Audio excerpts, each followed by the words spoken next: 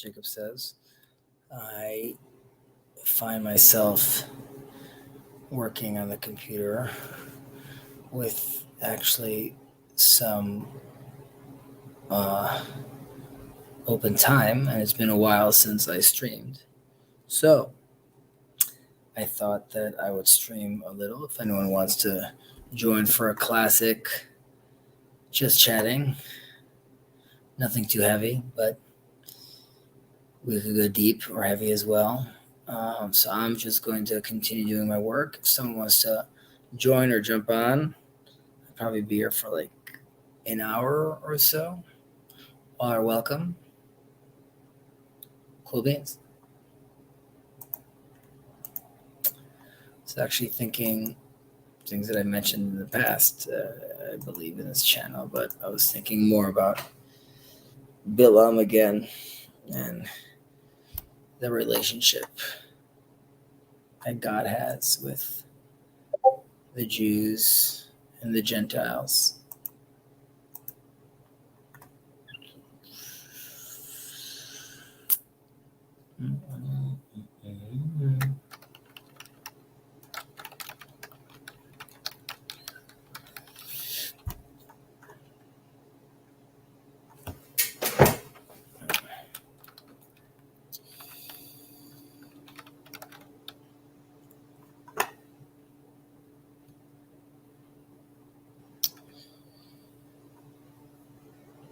And Luke, if you happen to hear this, definitely welcome on to schmooze and talk.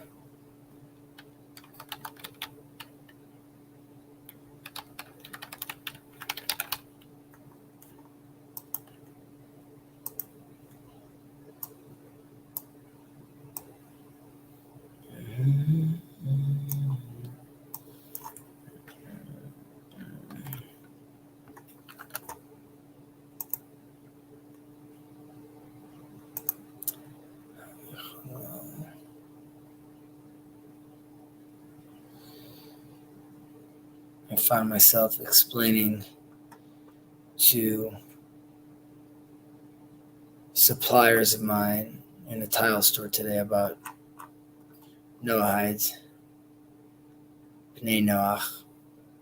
So it was an interesting day looking for tiles, speaking theology. But that has really become sort of my day-to-day. Very superficial things, and then maybe I'm trying to compensate by attempting to delve into deeper, hopefully more authentic types of conversations.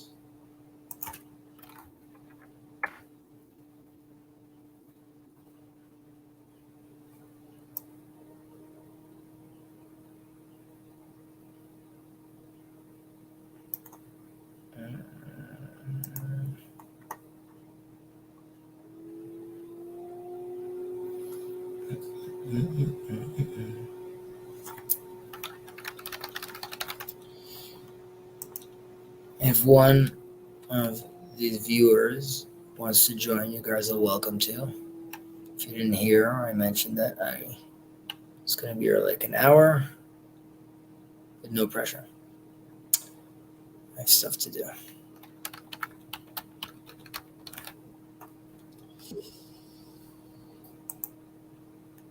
Andrew. Hey, brother. What's going on? So how you been? You first. I've been... Mark, what's going on? Part of me is like thinking like, well, I want to respond to you, but I'm also just responding to Mark. Our last interaction was me speaking out of school about a stream you did, which wasn't a just chatting stream, but you had a intense response, which I'm thinking if like we should try to hash out. but no pressure. If you want to talk, go for it. Like No. I definitely want to talk. So I just put that aside because they jumped on. But Andrew, how was my day? How was your day? You asked. How was my day? You asked. Or how are things going? And you said me first. So things are going well. Busy. The summer's over, so kids are back in school. Very exciting. I have one of my sons started first grade, so that was very exciting for him. Mhm. And uh,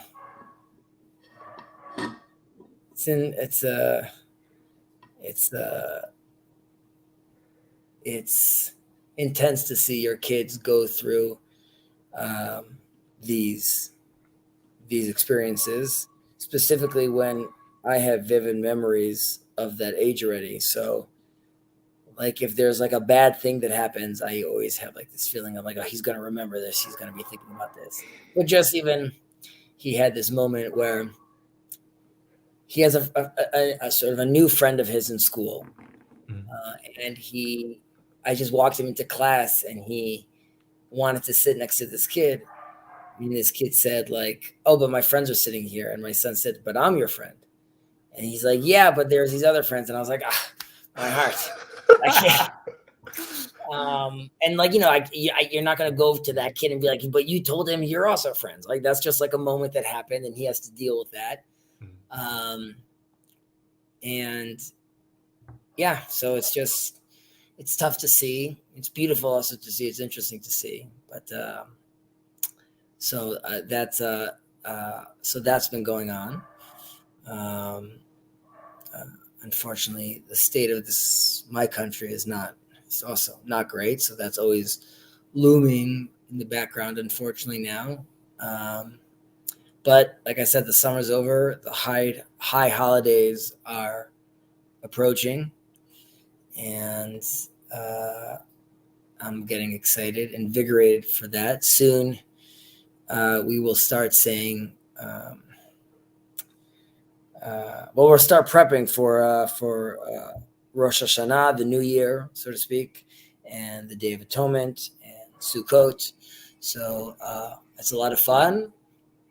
But I also have to start getting my business ready because that's when all the Jews from abroad start to ascend onto the Holy Land, and that means meetings, shopping, deals. So um, that's sort of where I'm at right now. That's how I'm doing, Andrew. How are you doing? Good. Got a bunch of notes that I'm putting off, and lunch. I think I have to eat. You I gotta go know to Fia's lunch. my What you mom, gotta but go to she's lunch? calling me. Do Yeah. your All right. thing. Yeah. Good talking, Hezzy. Catch you on the flip.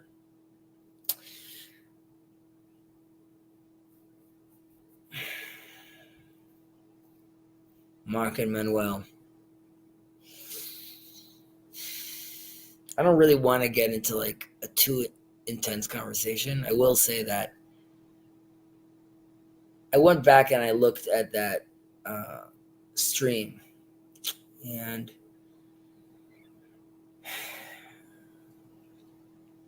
yeah, I didn't love the way you guys responded to that. Um, and, but I shouldn't have, I was wrong if I said it was just chatting. And in retrospect, I understand that there is a structure to that on the navigating patterns, and there's a discussion, and there's a topic, and it wasn't sort of out of nowhere. And that's what his name was, Richard. And Richard was involved, maybe he was playing out of, he sort of, it didn't really make sense, and he was being disruptive. So I didn't have all those details at the time, or if I was aware of those details but wasn't thinking about them in the conversation. I'm sorry about that. Um, but yeah, I really was trying to be a good faith participant in that conversation. And also apparently I wasn't being too uh, I wasn't being generative. I think that was the word at the time. So I'm sorry if I wasn't productive for the conversation as well. Regardless, no ill will. And keep on keeping on. What's up, Tayo? Hope all is well. Good to see you. You're welcome to join. Dan Smith, I've heard that the new year is a new year for all the entities, the creation of the universe, not only the Jewish people. Yeah, Dan. There's a lot of things our sages have spoken about.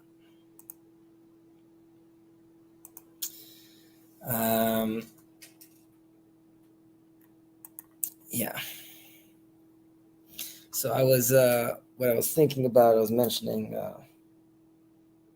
I know you guys don't like when I mean, I don't know if you guys don't like when I talk about the Bible, but I am talking about the Bible.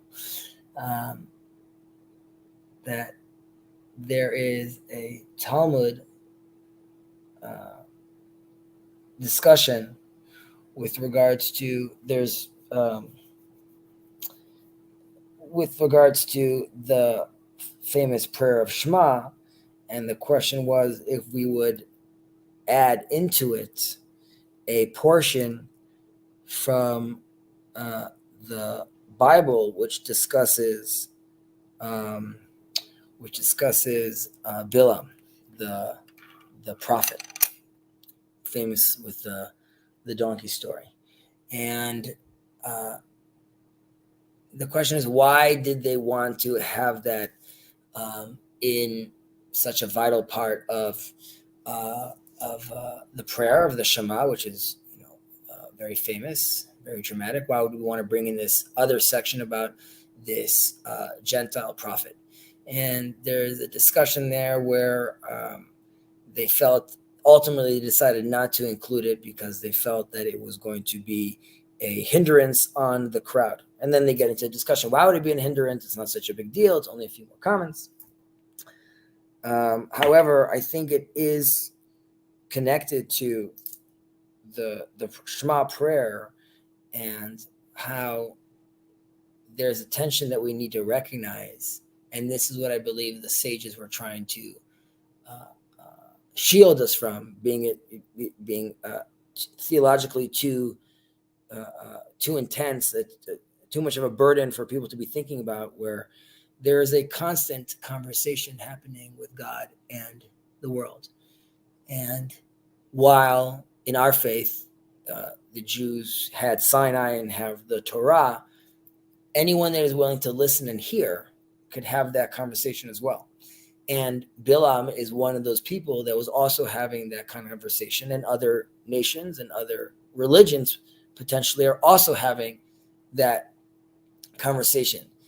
It says when Moses went into the tabernacle to speak to God, God's voice was already speaking sort of to itself, and Moses would sort of be hooked on, would be sort of tapped into the frequency and picking up what he can with his prophetic abilities.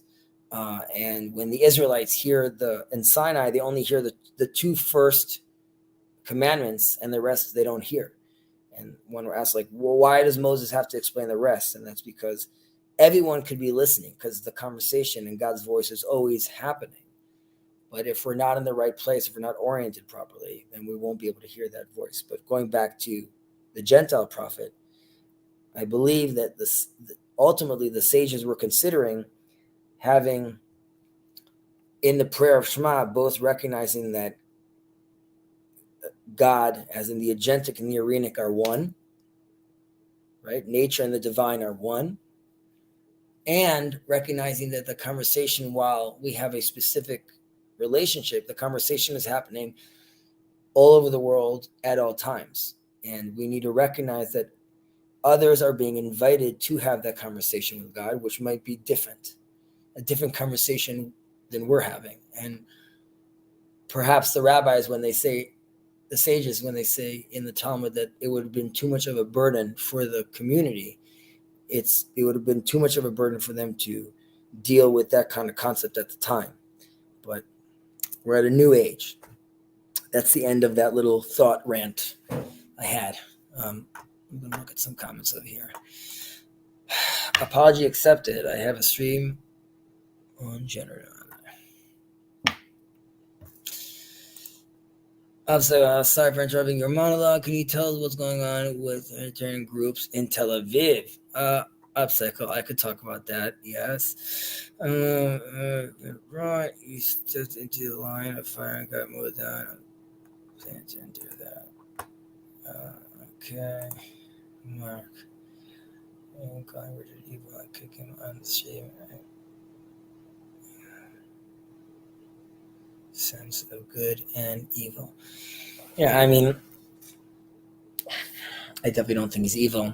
I also think evil and good all stem from the same place, and it behooves us to identify, even in evil, the divine and good sparks.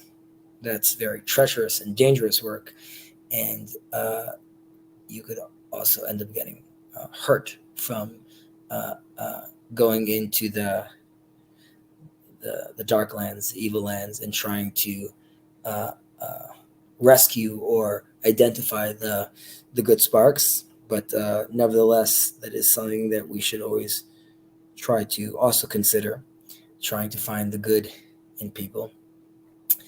Okay, back to the Eritreans groups in Israel. So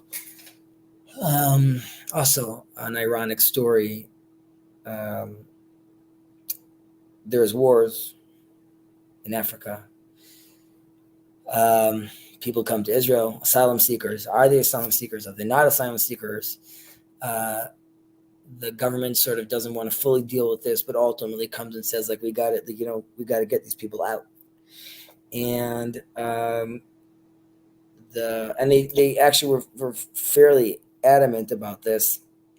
And the Supreme Court, we're also dealing with right now with this judicial reform. They come and say, no, you can't have them in detention centers. So then the government tried another move, and they said no. They tried multiple moves, and this court keeps on saying no.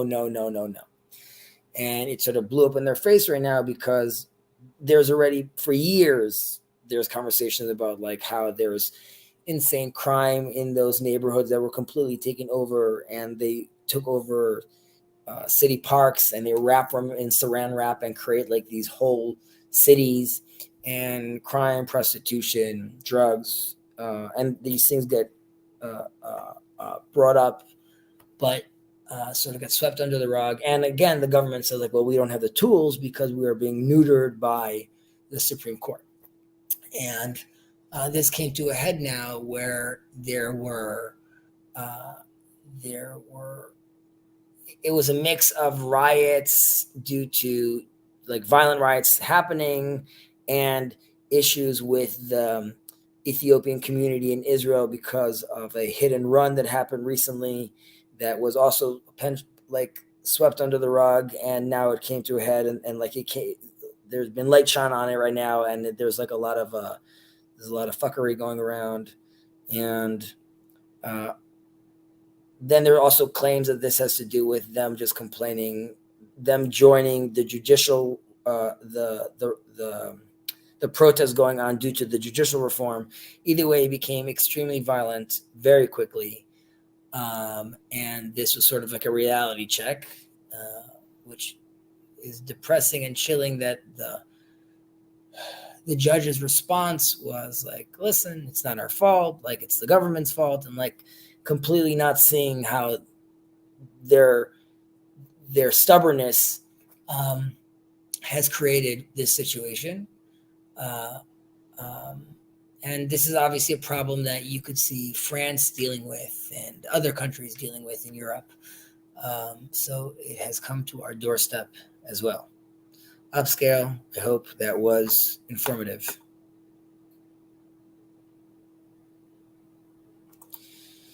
We can't go looking for the good and evil that would just make us get lost. Yeah, so obviously it's not like an adventure you're taking on. The question is, and I mean, this is something that that Kanye West said about like on his Lex Friedman podcast about like Hitler, which obviously we look at as like bananas conversation, but as a Christian, I think he was trying to say that even there, my job is to try to identify the good. And it's just a general comment, really, and just like a mindset where, and maybe like foolishly optimistic, but you know, and you could say that you don't identify this as evil, but I mentioned that like how right now in Israel there's seemingly like a culture war, and the word for war is milchama, but stemming from that word is also lehalchim, to weld, and I'm trying to see that even in this horrible situation we're in right now, nevertheless there's contact, and in this contact, then we can see each other in a certain sense. So it's. I'm not trying to be kumbaya. I'm just trying to see the good in things. Andrew, that was a quick lunch. Yep. Since early times, socialists kept their verse to let outsiders aside from ones they authorize for their own benefit. Here he is, the Godfather. He's here. Hi. It was. Thank you very much. My pleasure. By the way, Chad, you still let me talk on good and evil. That actually is true. I forgot about that. But it's in line. Think I was saying, right? I mean, that is basically the teaching of the Kabbalists. Also, where we have our prophets say that God creates good and evil. That's another tension, by the way, like I was mentioning with Bilam, the Gentile prophet. There's in our prayer, there is that quote from the Bible, from the prophets that say that God creates good and evil. However, that gets translated into our prayer book in God creates everything, and keeping it a little more abstract. There too, the fear was this is too controversial at the time for the masses to sort of not accept, but have to deal with that on a daily basis with that sort of kind of theological tension.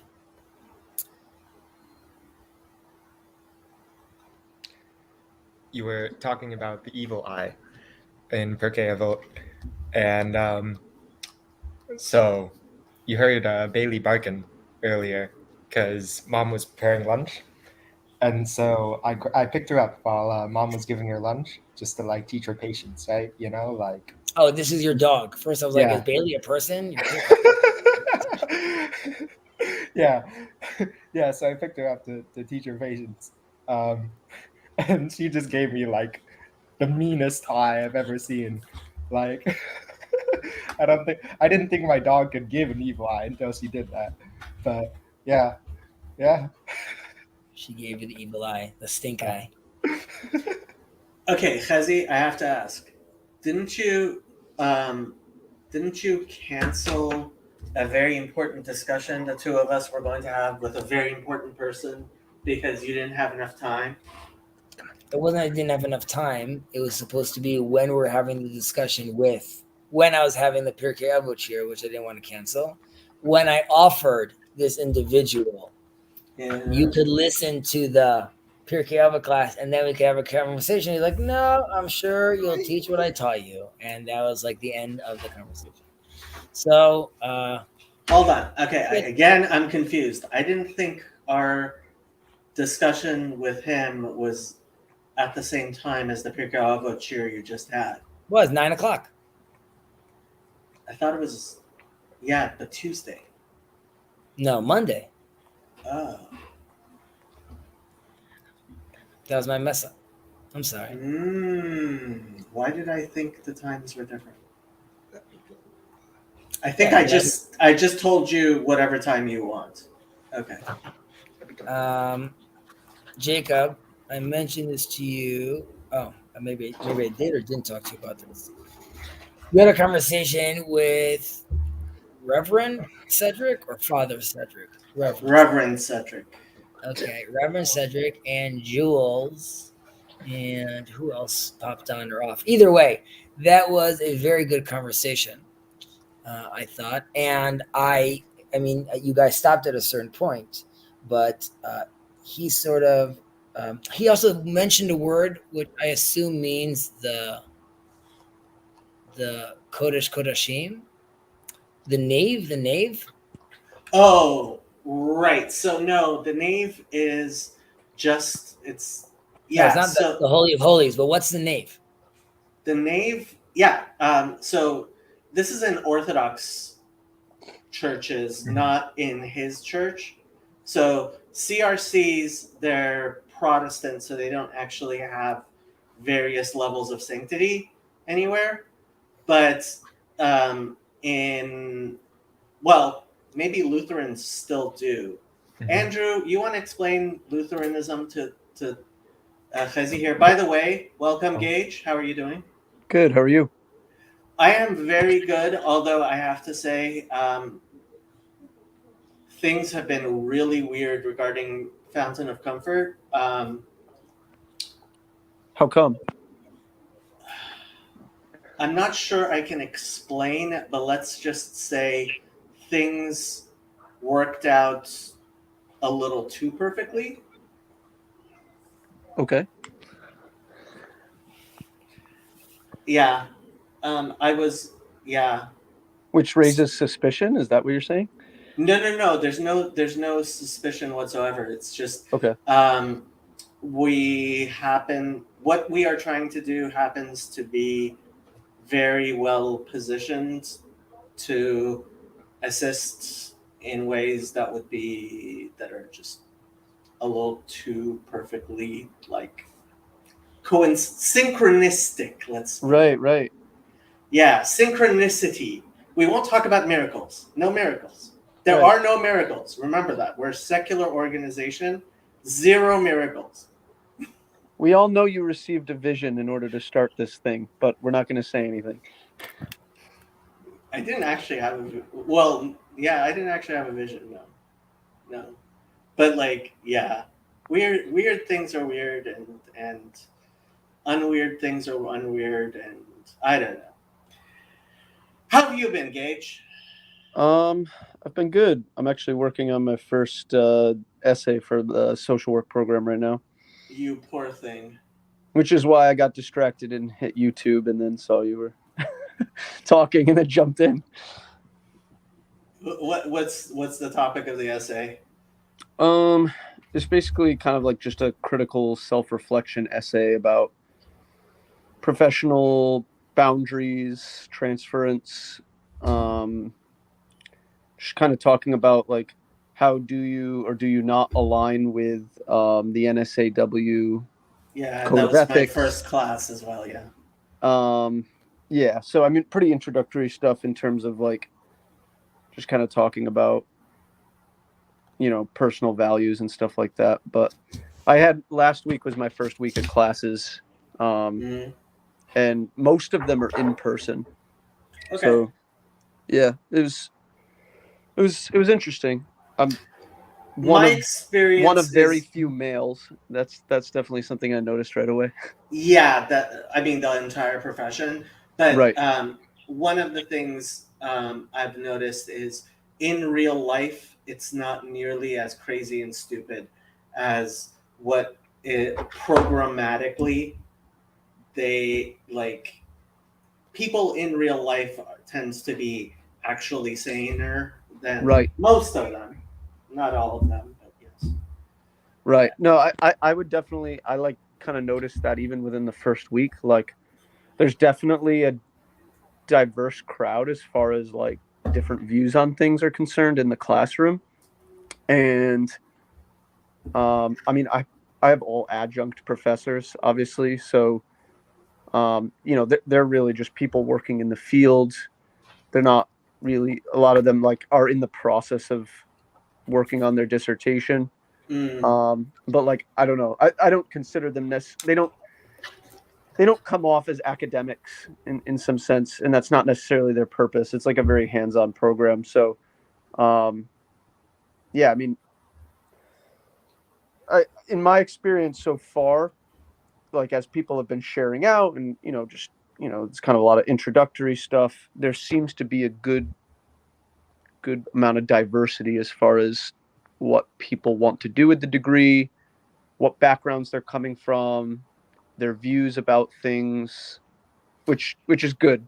So my experience has been that you have a lot of people who already have a job where an MSW um, would be useful, and then you have people who want to work in an MSW, which is a much smaller number, but those tend to be much younger and more idealistic people.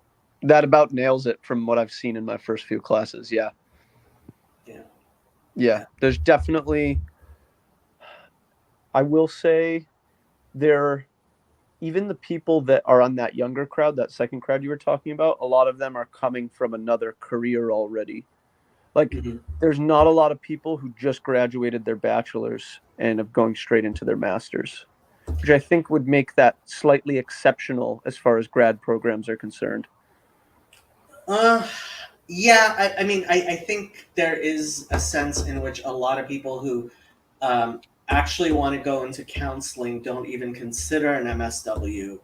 They just think of various doctorate degrees, you know, and an MSW tends to be people who are much more practical.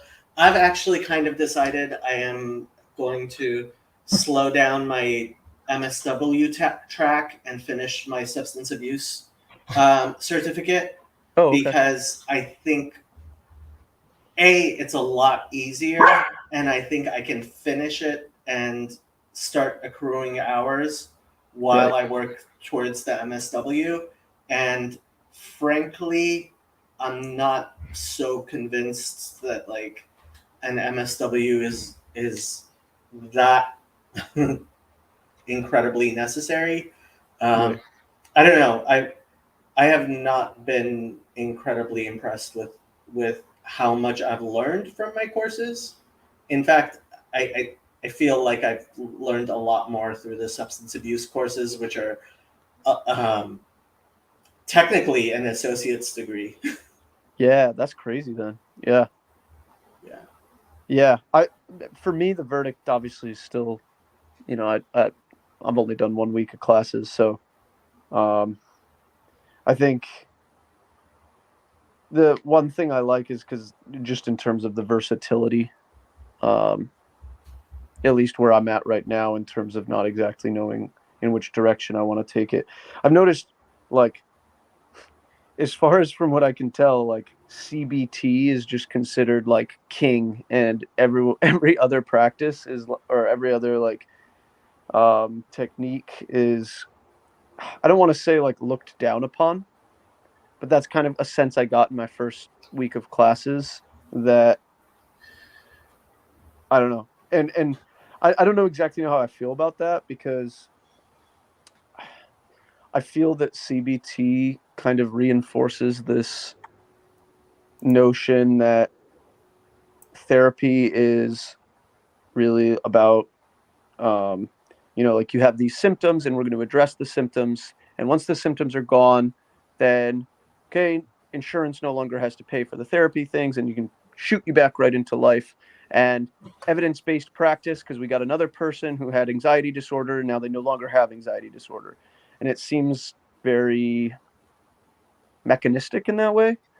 And that I understand it's obviously more nuanced than that. I'm just saying. No. I have a lot of ambivalence around what you're saying. Chezi's father, for example, is very Freudian.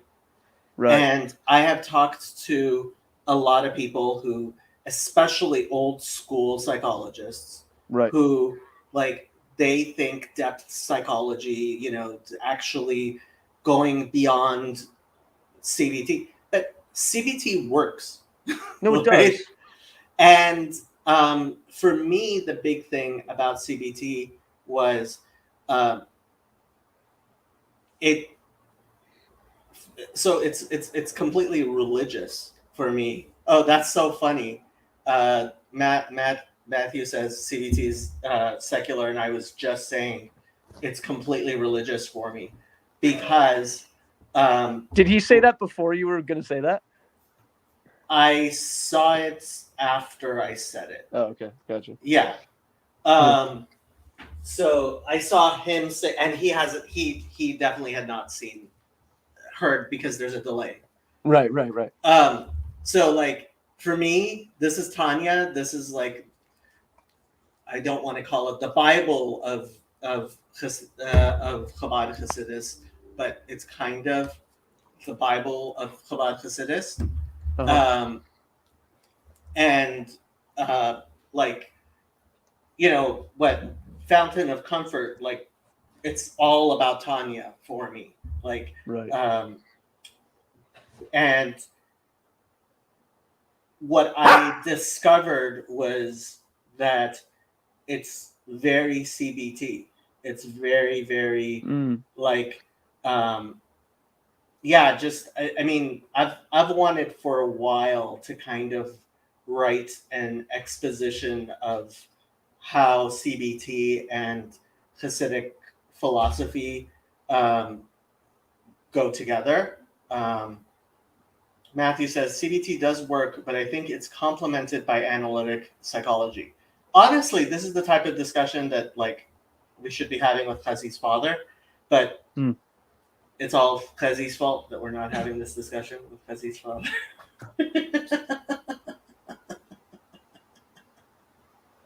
You're muted.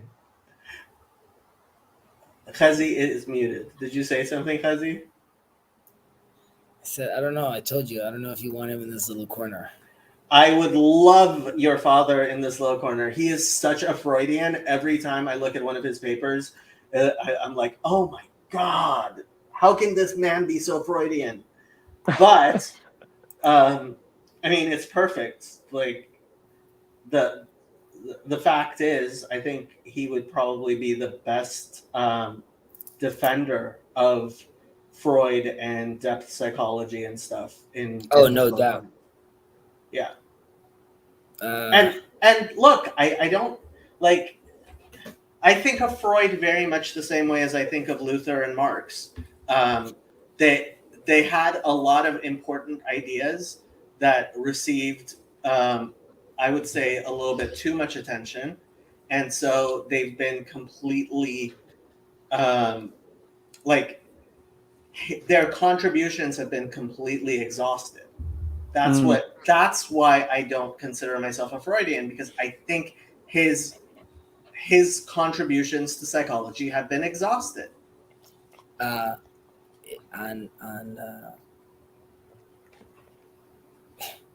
I guess my father would claim that with all the, let's say, the shade being sent their direction, there's still more to uncover in that treasure trove, right? Number two, he would say that those things that you think are that were exhausted, either like you need to either dig deeper, have a better understanding of what has actually been said over here. But honestly, I try not to get not the last few years. Just I don't know. It's he is a serious Freudian. Maybe it'll be interesting for you to have a conversation with him about that. I mean, look, I certainly haven't read all of Jung or Freud, but I also have. So this is part of my thing of like not treating the science like religion, right? And unfortunately, I think Chazi treats science like religion and religion like science, which is like that which is religious, I feel, is infinite and eternal, and that which is scientific is ephemeral and cumulative.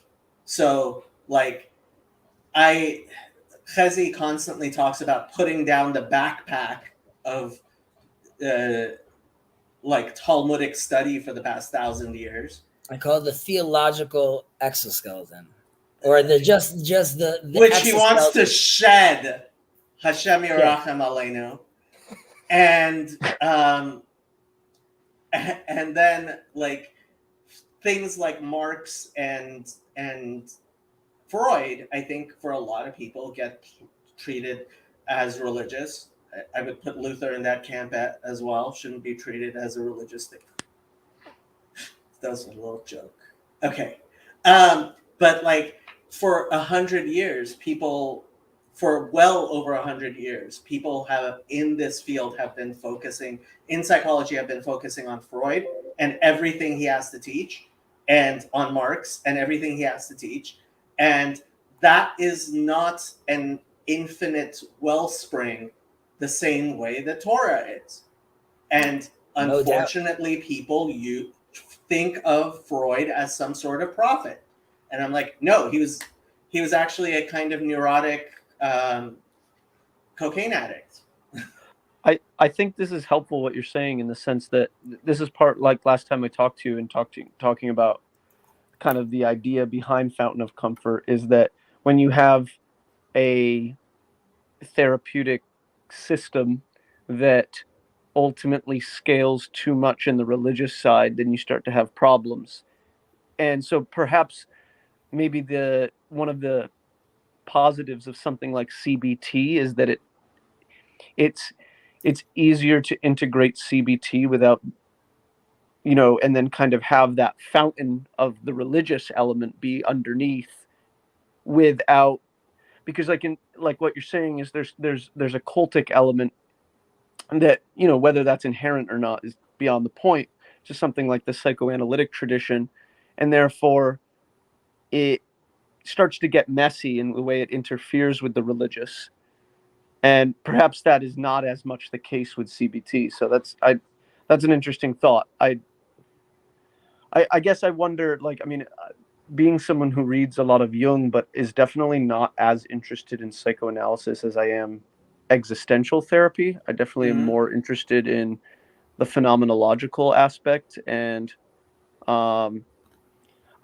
despite that, I feel like I gain a lot from Jung, but I feel like there's a big difference in terms of allowing your mind to be opened up about things from reading Jung or anything in the psychoanalytic tradition versus trying to systematize things, which I would argue that people like Jung really hated, when his ideas would start to become systematized into like this, I don't know, this all-encompassing now worldview. But I definitely, I definitely am interested to know, like, how people have been able to integrate a lot of these different strategies in a way that not only do they know how to integrate them in general, but how do you get to know your patient well enough to use them in a way that all makes sense. Have I hit you with this before? Jacob is now going to show us the quote where the great quote from Jung. I post this constantly. I actually went to the Jung library here in Los Angeles to find this, and I took these pictures myself to make sure it was actually a real quote and it wasn't fabricated. Okay, so this is from C.G. Jung speaking, and I would have bought the book, except it was $75. Like, for one page, I am not paying $75. Right. So this is an interview that he did on his 80th birthday. And so the last few lines of it, taking up a reference I made to the affinity between his theories and those of William James. I have no idea who William James is. Jung confirms my remark, saying that he had known James personally. But do you know who anticipated my entire psychology in the 18th century? The Hasidic rabbi Ber from Mezrich, whom they called the Great Magid. He was a most impressive man. Now, the Great Magid, we don't actually have much of a record of his teachings.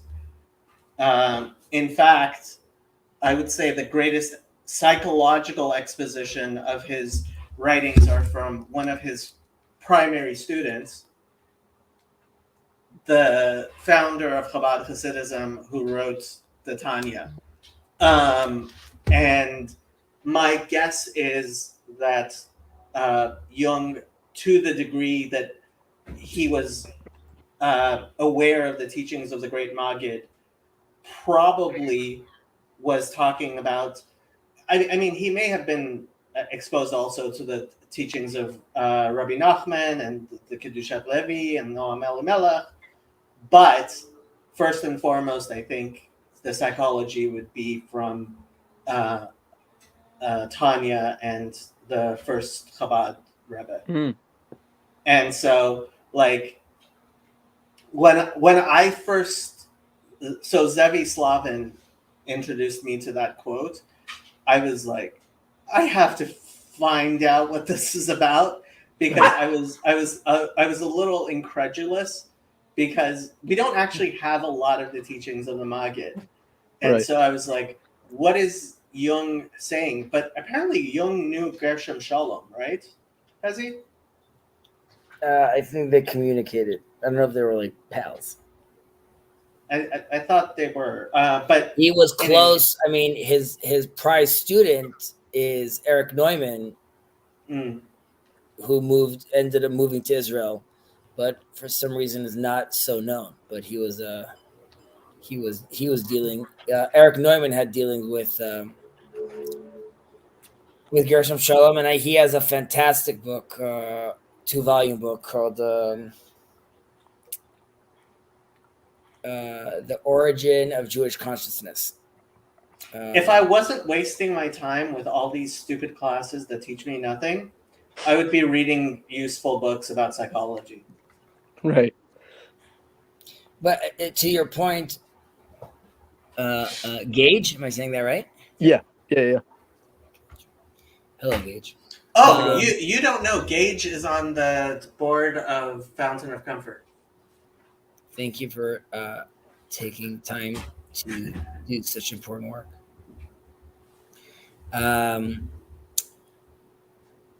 You want to see? You were mentioning how you'd be interested to see like how that's integrated inside. So, Right. Jacob had a comment over here about me thinking that science is religion. I think at science, well, specifically psychology, right? At many, because the Bible's not a scientific book with regards to hard science like math equations and geometry. However, I do think that seeing our forefathers and the prophets, in many ways, their wisdom. There's a lot of psychological. I mean, what we would call today psychological concepts undergirding them, and which only stresses how fantastical their understanding was of the world. So I think, and obviously Jordan Peterson currently is championing that attitude, which he famously gives his example of, let's say, exposure therapy being seen as in the Bible, dealing with the copper serpent and the Israelites sort of needing to deal with that. But there's obviously that's littered all around, and so I think psychology at its best, and which Jung is tapping into as well, is really connecting to the soul, which in so facto is connecting to the divine. So I think there's definitely a lot of that, and ideas of like mindfulness or meditation. These are all downstream from religion. Right. I do think that there is a healthy integration that could be done. I think it's a mistake to,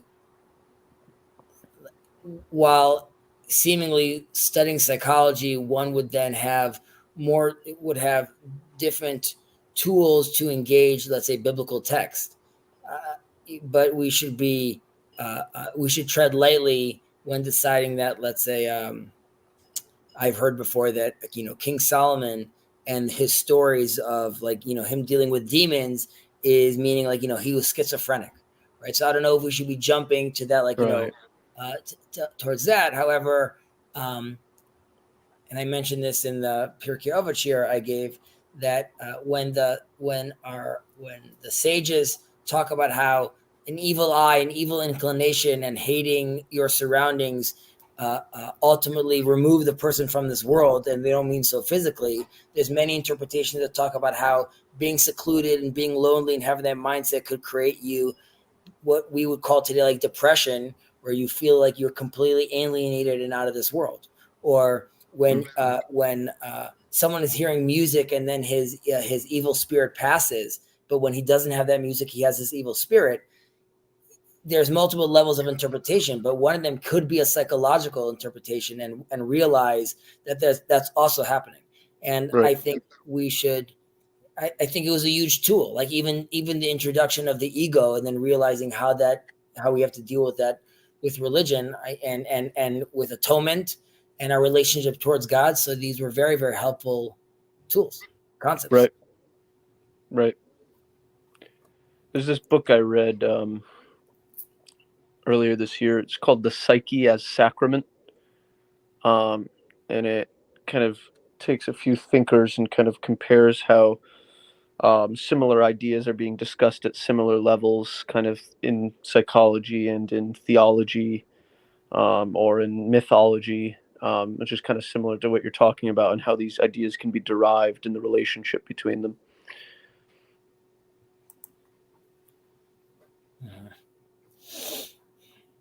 I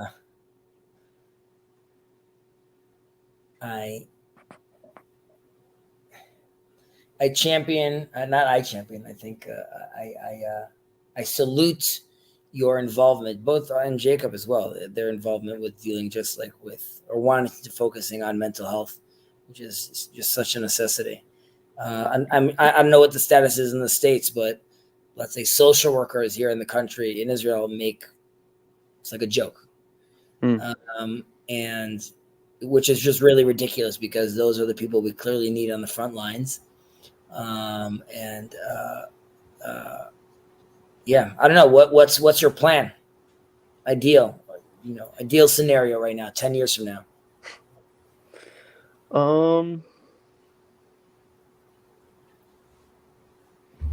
I mean, I don't know exactly how these are connected yet, but some things that at least I've noticed. A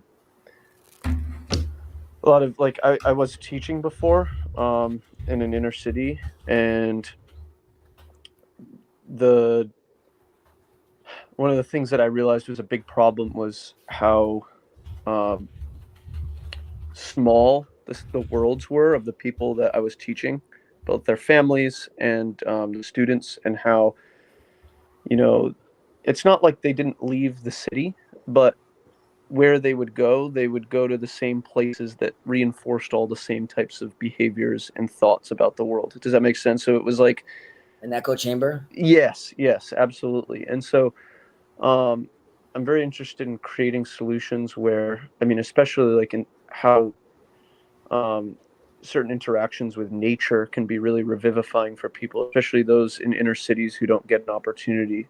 And I'm really feel like things like retreats for a few days. Touching grass, so to speak. Yes, exactly. That's the start. But wilderness retreats, and kind of, feeling like that's only going to become more and more important, as especially, like when I was teaching middle schoolers, and the touch grass issue really is a thing. Like, just kind of a real ignorance about even like basic facts about the natural world. Yet, know a ton of jargon in very niche, kind of negative online environments, and that whole disconnect. And so that's part of it. I mean, like I was saying before, I'm really interested in kind of the existential tradition of therapy, and feel like for me personally, have found a lot of cures to things that I was struggling with by figuring out kind of how to.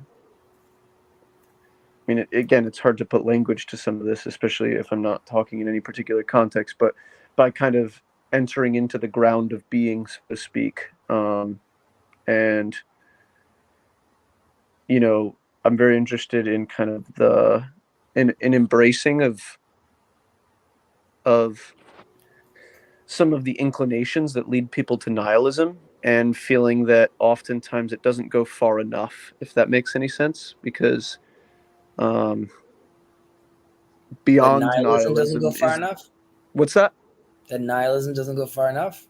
Yeah, and I mean that in terms of experientially, but I also mean it kind of philosophically, in the sense that the type of nihilism that becomes, you know, obviously really bad, and you get stuck and can lead to suicide and all these types of issues, ultimately still has certain preconditions that are holding it up and that are keeping the person trapped in that nihilistic loop. Whereas even those preconditions need to be gone. And then in that space of nothingness, in some sense, that's where things can be rebuilt. But until those preconditions are kind of broken down in the mind and in the experience of reality, there can be a struggle to kind of get out of that loop. And This sounds similar, while not necessarily focused on religion, but there is a very famous rabbi that says that you need to go through, I think it's like 50 something levels of heresy before you come out sort of on the other side. right, And that's a very, it's very daunting, right? Like if someone's like in deep in that well of nihilism, to feel like like you just said, like it's difficult to think I just need to dig a little deeper into the darkness, right, where this could collapse, so to speak, and there could be, you know, like the phoenix, there could be a reemergence right now. right. Yeah, and you're also risking, you know, pushing people through the darks. Not everyone makes it on the other side. No, absolutely, and that's kind of what's overwhelming thinking about it. And you know, part of this journey for me is kind of gaining the wisdom.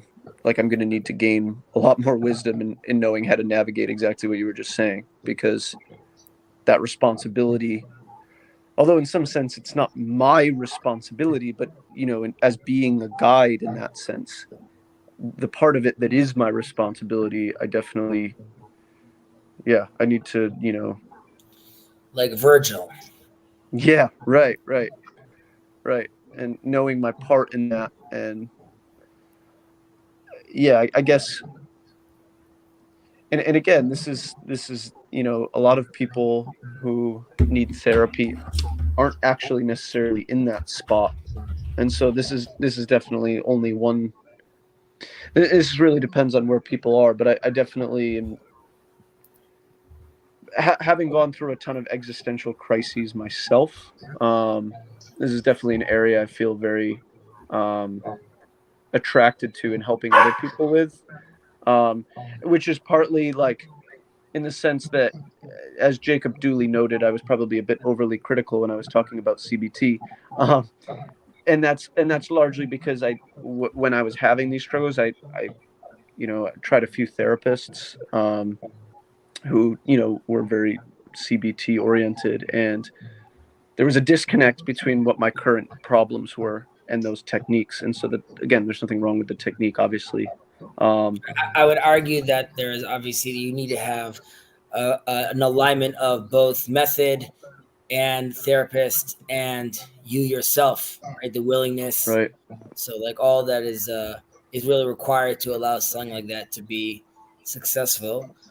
Justin, hello and welcome. And Billy Ray, how are Yes, you? sir. What's going on? I'm doing well. Look, this is a perfect conversation for me to jump into for about 4 minutes, right? Look, Give us your wisdom.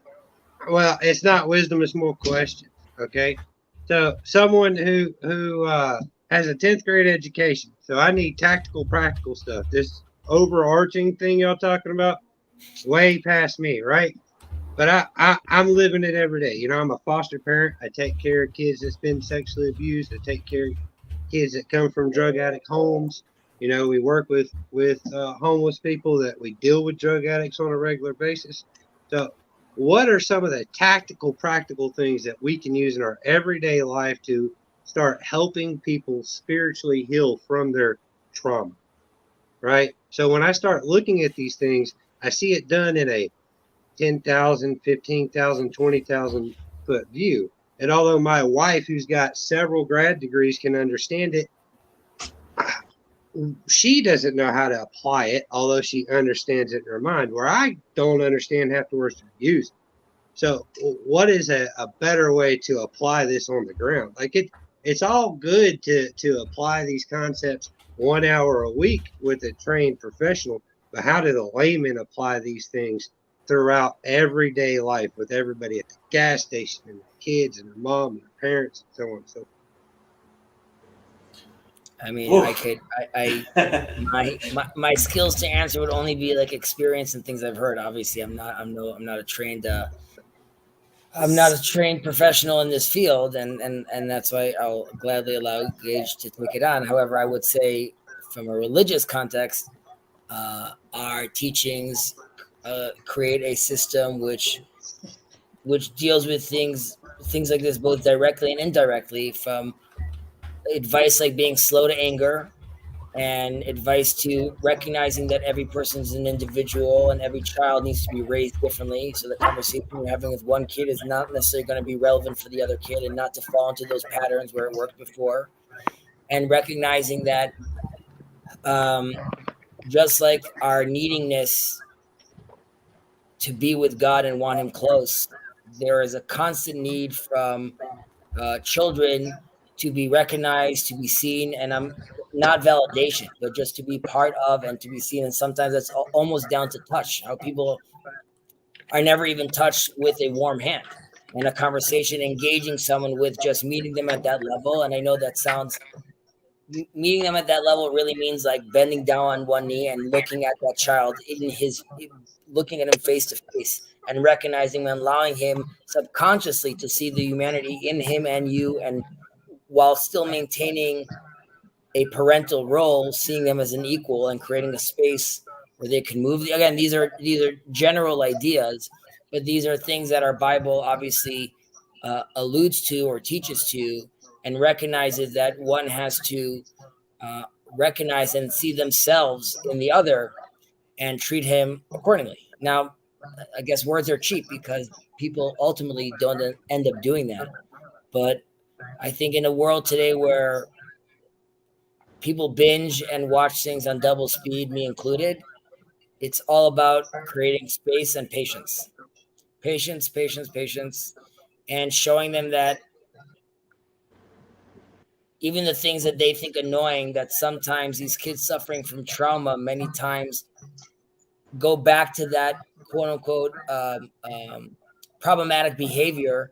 But this is just obviously a cry for attention. This is how they see themselves excelling. This is how they experienced life for all these years. So them trying to get into trouble is many times just saying like, please love me. And it's very hard for us to see through that. And at times it's almost devastating because there's damage and there's other issues that come from that bad behavior. But if we could try to identify, see them for who they are, and identify where what is undergirding these emotions, we will probably be more successful. But that requires from us patience and being slow to anger and being slow to frustration, and remembering. And I was mentioning this to Andrew, that we were kids, and trying to put ourselves in the position of what did we feel? Where were we at this time? How much were those kind words? And for us, it's just like I gave him like, even like, I mean, Jordan Peterson talks about this all the time and constantly starts crying, but how little encouragement people need and how little encouragement people get. Right. And at that note, I'll shut up and pass on the baton to other people that are wiser than I. Well, now the next person who talks has to pretend like they're wiser than you. That's not a fair thing to do. Oh no, I pretend I'm wiser than Hezi all the time. Okay. I do want to talk with you, Justin, and you haven't been on here before, as far as I know. But before I do that, so Billy Ray is one of the reasons that I helped start Fountain of Comfort, is because he's right about flying at 10,000 feet. And so Fountain of Comfort is meant to be a public resource where we're actually digging deep and trying to bring like the valuable waters that are in psychology up to be a public resource for the entire community. And so when Khezi was talking about how little social workers get paid, it's right, but that's because we have to bring the cost of mental health down. And the only way to do that is for mental health not to be an individual thing, that somebody has a problem and that one person has a very expensive therapist, but it has to be a public health issue where because mental health issues are socially contagious and sanity is socially contagious, and when you build up good mental health practices in a community and you help families be more sane, you're helping individuals as well. And that doesn't mean we get rid of like professionals helping people who are having serious problems, but it does mean you create an environment where there's support. So there's a particular child whose parent I spoke to who was terribly abused. I mean, honestly, when I found out about this, I was like, oh my God. 4-year-old child. And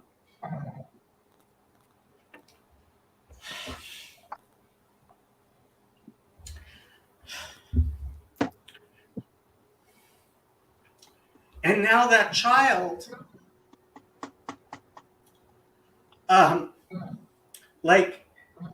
he can't be around other children because he doesn't know how to act around other children.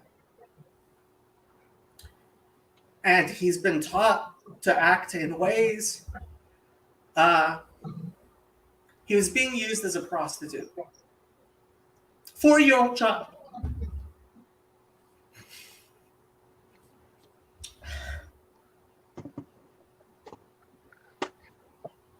The problem, if you keep them away from children, they will not understand how to socialize. And so, yeah, and so the question becomes like, how do you help this child and their family? And that's not an hourly thing, right? That's not somebody who 9 a.m. to 5 p.m. And the best way we've found that I have been able to suggest is to have family members being trained in how to help this child, right? And so that it has to be 24/7 care. It has to be 24/7 care. So that training doesn't exist though. That training for laymen. It does, and I found it, and we're gonna work on it, and we're gonna get it out there. I will because honestly, but the way they do it is they ask for a family member to work with a child, and they I think it's something like a 12-week program. But child and family member are in therapy together, and it's like family member who's there to help that child deal with these issues. So I was happy to find it, and hopefully with Fountain of Comfort, it's something we're going to be. So Jason works with Yakar. I had a thing with his sister, and they have a thing helping orphanages and stuff. And so we're gonna work on it. But you're right. It's the fact is it's mental health has to be practiced at a community, not individual level, and it's just a mistake, I believe, to try to do it on an individual level. Right. I agree with you. And here's a major issue, even when we're talking about on the individual level. To keep from throwing how close I am to anyway, there's several cities within an hour from me that are 4, 5, 600,000 cities population. And as far as severe trauma psychiatrists, people who focus on trauma, there's maybe a dozen in each of those 500,000 population cities. Trauma specialists are extremely hard to come by. And when you do find them, it takes 6 months to get in there, and they're $300 an hour. And they don't take Medicaid. Is online an option, or like you're not going to get what you want from like it happening on Zoom? So no, you can't do this online. You can't do this online. No. So there's two aspects to it. The first aspect is I can't put a child's digital imprint online, period. So if there's anything that is not school or social services related, if it's possible it could be recorded, you can't do it unless it's right there with the sheriff's deputy or with the social worker sitting. So a social worker could do something on Zoom, maybe, but then you take the personability out of it. A lot of these kids are treated like property, so they don't. I'll give you an example without being too graphic. I had a 10-week-old child show up to me that his head was completely flat, no hair on the back of his head at all, and he had strap marks on his shoulders. And it was thought that he was just left in this carrier, in a car seat carrier, for weeks on end. And when he showed up, he didn't want to be touched. He just wanted to lay. He didn't want to be touched. But when you changed his diaper, was the only time you would see a smile out of his face. And he would giggle and coo. We're talking about 10 weeks old, a baby that was 9.5 pounds at 2 months old. And he would coo and kick and happy. And after about 3 weeks of slowly working with him and giving him that physical touch and changing his diapers and wiping his face and giving him a bath, he slowly started to come around. And 3-4 weeks later, normal child. You could hold him, you could carry him, and today he's perfectly fine, adjusted little boy. But it takes the physicality on top of the words to really get in there, Well, this is obviously fascinating. I'm going to say two things. One is I want to make some room for Justin to share his story. But firstly, and this is something I don't know, because I know there's been success with psychedelics on severe trauma with adults. Has there been any research, and it could be that you can't have any research on? No, there hasn't been. Well, there hasn't, but also you have to take in mind this. Most children that end up in the system are most children who have trauma like this were also drug addicted when they were born. Now, I don't have physical data on this, but I have anecdotal data. So you can take what I say and with a pinch of salt. But everybody I know who was drug addicted when born ended up becoming an addict or an alcoholic later on in life. Everybody I personally know. I don't have any data to back that up, just anecdotal data.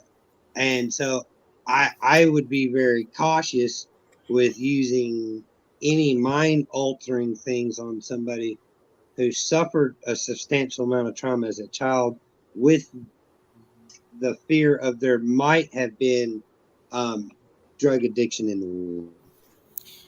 I guess the only reason I would, well, ironically, there's also been success using psychedelics to cure like addictions. However, part of me feels like it could be interesting because there's so much neuroplasticity at that age where you could potentially, uh, uh, uh, do real healing work. On the other hand, because there's so much neuroplasticity, that would be the reason to really try to go the natural route. Obviously, and not try to do it through psychedelics, which is really sort of working around, dealing with adults. It really goes straight to the core of that trauma. But again, my biggest problem is we can't trust the scientific establishment to actually be doing what they should be doing in terms of epidemiological statistics gathering and actually like allowing for the experiments that might be worthwhile and doing very like RFK Jr. of you. Look, I wish I could trust the scientific establishment to do the types of things that we're talking about, but we don't have institutions that I think any of us trust. Yeah, I really appreciate y'all fellas. I'm sorry I jumped in and took over for a few minutes, but I'm going to keep listening. Y'all have a good day. Thank you. Have a good day, sir. Justin, Hey, time is now. Your moment you were waiting for to sing your song. well, actually, I'd actually met, or actually, I have not met. Sorry, forgive me. Is it Federici? Call me Jacob. Okay, Jacob. I was introduced to your material by Father Stephen DeYoung when he appeared on my channel, because I have a book club and we were reading through Religion of the Apostles, and we were discussing the Trinity. Yeah, he was discussing the Trinity, and he mentioned you and the conversation that you guys had about Philo and about the stuff you wrote, and whether or not Christian Trinitarianism is a conservative, system within Jewish thought, right? And that's kind of the original idea. I grew up modalist, a oneness Pentecostal sect, which meant Jesus is God the Father in flesh, which I think. When you said modalist, I assumed you were oneness Pentecostal. Yeah. Oh, so okay. So if you're in the know, you're in the know. What's ironic is that the oneness Pentecostals think that because we are, because they deny the doctrine of the Trinity and hold to a Unitarian perspective on God, that they're less offensive to the Jewish sensibility and not more offensive to So, are you Eastern Orthodox now, or what? Are I am. Yeah, I've been Orthodox for 9 years. Which flavor? I am currently in the Russian church, but I was baptized into the Antiochian church. I see. Okay. Yeah. But your spiritual father now is Russian Orthodox? Yeah, we're all Eastern Orthodox, yeah. No, but I mean like the church you're going to right now. Yes. Yeah. Okay. Eastern Orthodox, yeah. So, one of the discussions.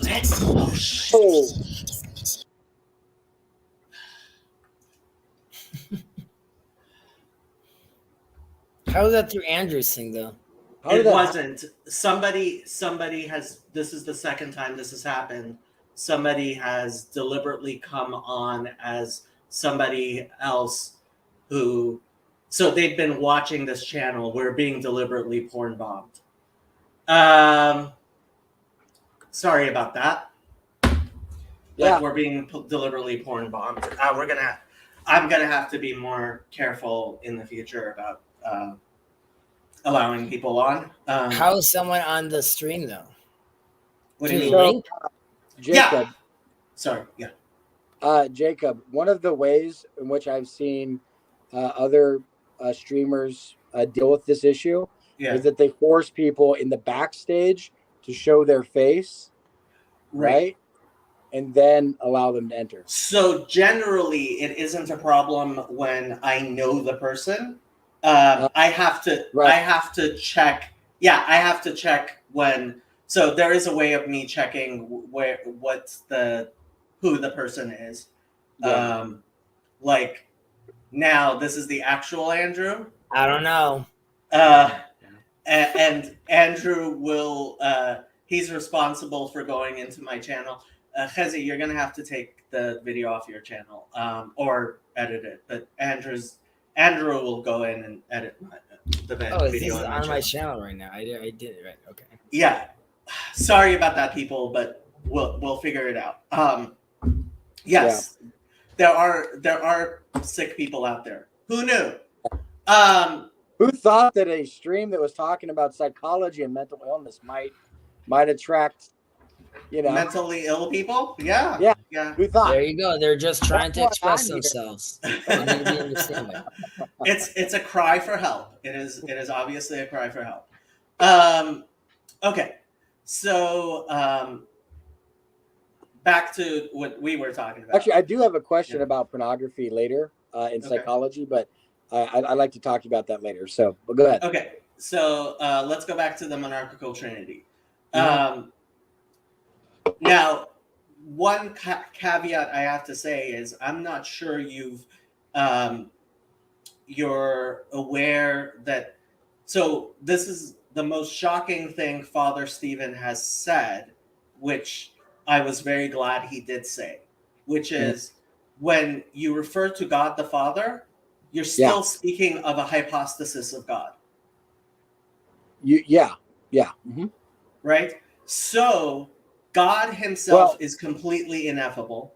Well, to be clear, actually, the way that Father Stephen, the word hypostasis means that we believe that God is a personal God. But what Father Stephen has said on my stream, he said, well, technically you're talking about the Father and his two hypostases, the Word and the Holy Spirit, right? So the Father's hypostatic in the sense that he's a person, right? He says I am, right? So this is the thing. So this is part of understanding, like, okay, the Father is a hypostasis of the ineffable, which is beyond being hypostatic. And then there are the two hypostases of the Father, which is the Son and the Holy Spirit. Holy Spirit. Mm-hmm. And so, and the person who really understands the monarchical trinity, I would say the best that I have heard is Bo Branson. Yeah, Bo Branson. Yeah, and I mean the guy wrote his PhD. It was hilarious. My friend sent me a copy of his PhD dissertation, and it was like mathematical equations, and I was like, I don't know what any of this is. I don't know at all. Yeah. So Bo Branson. Bo Branson, funny enough, when he was a child, studied at a Hasidic synagogue to convert to Judaism. Oh, wow. Okay.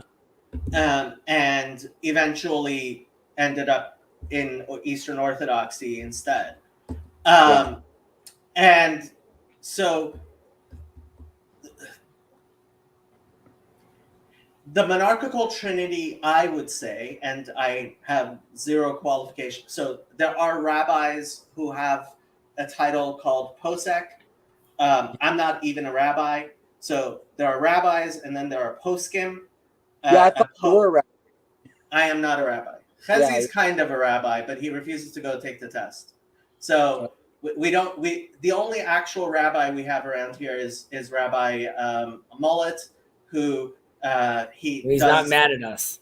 When he's not mad at us for being but as far as a rabbi who's actually able to speak specifically on the the term we use, which you would recognize, is he has the authority to bind and loose on earth as in heaven.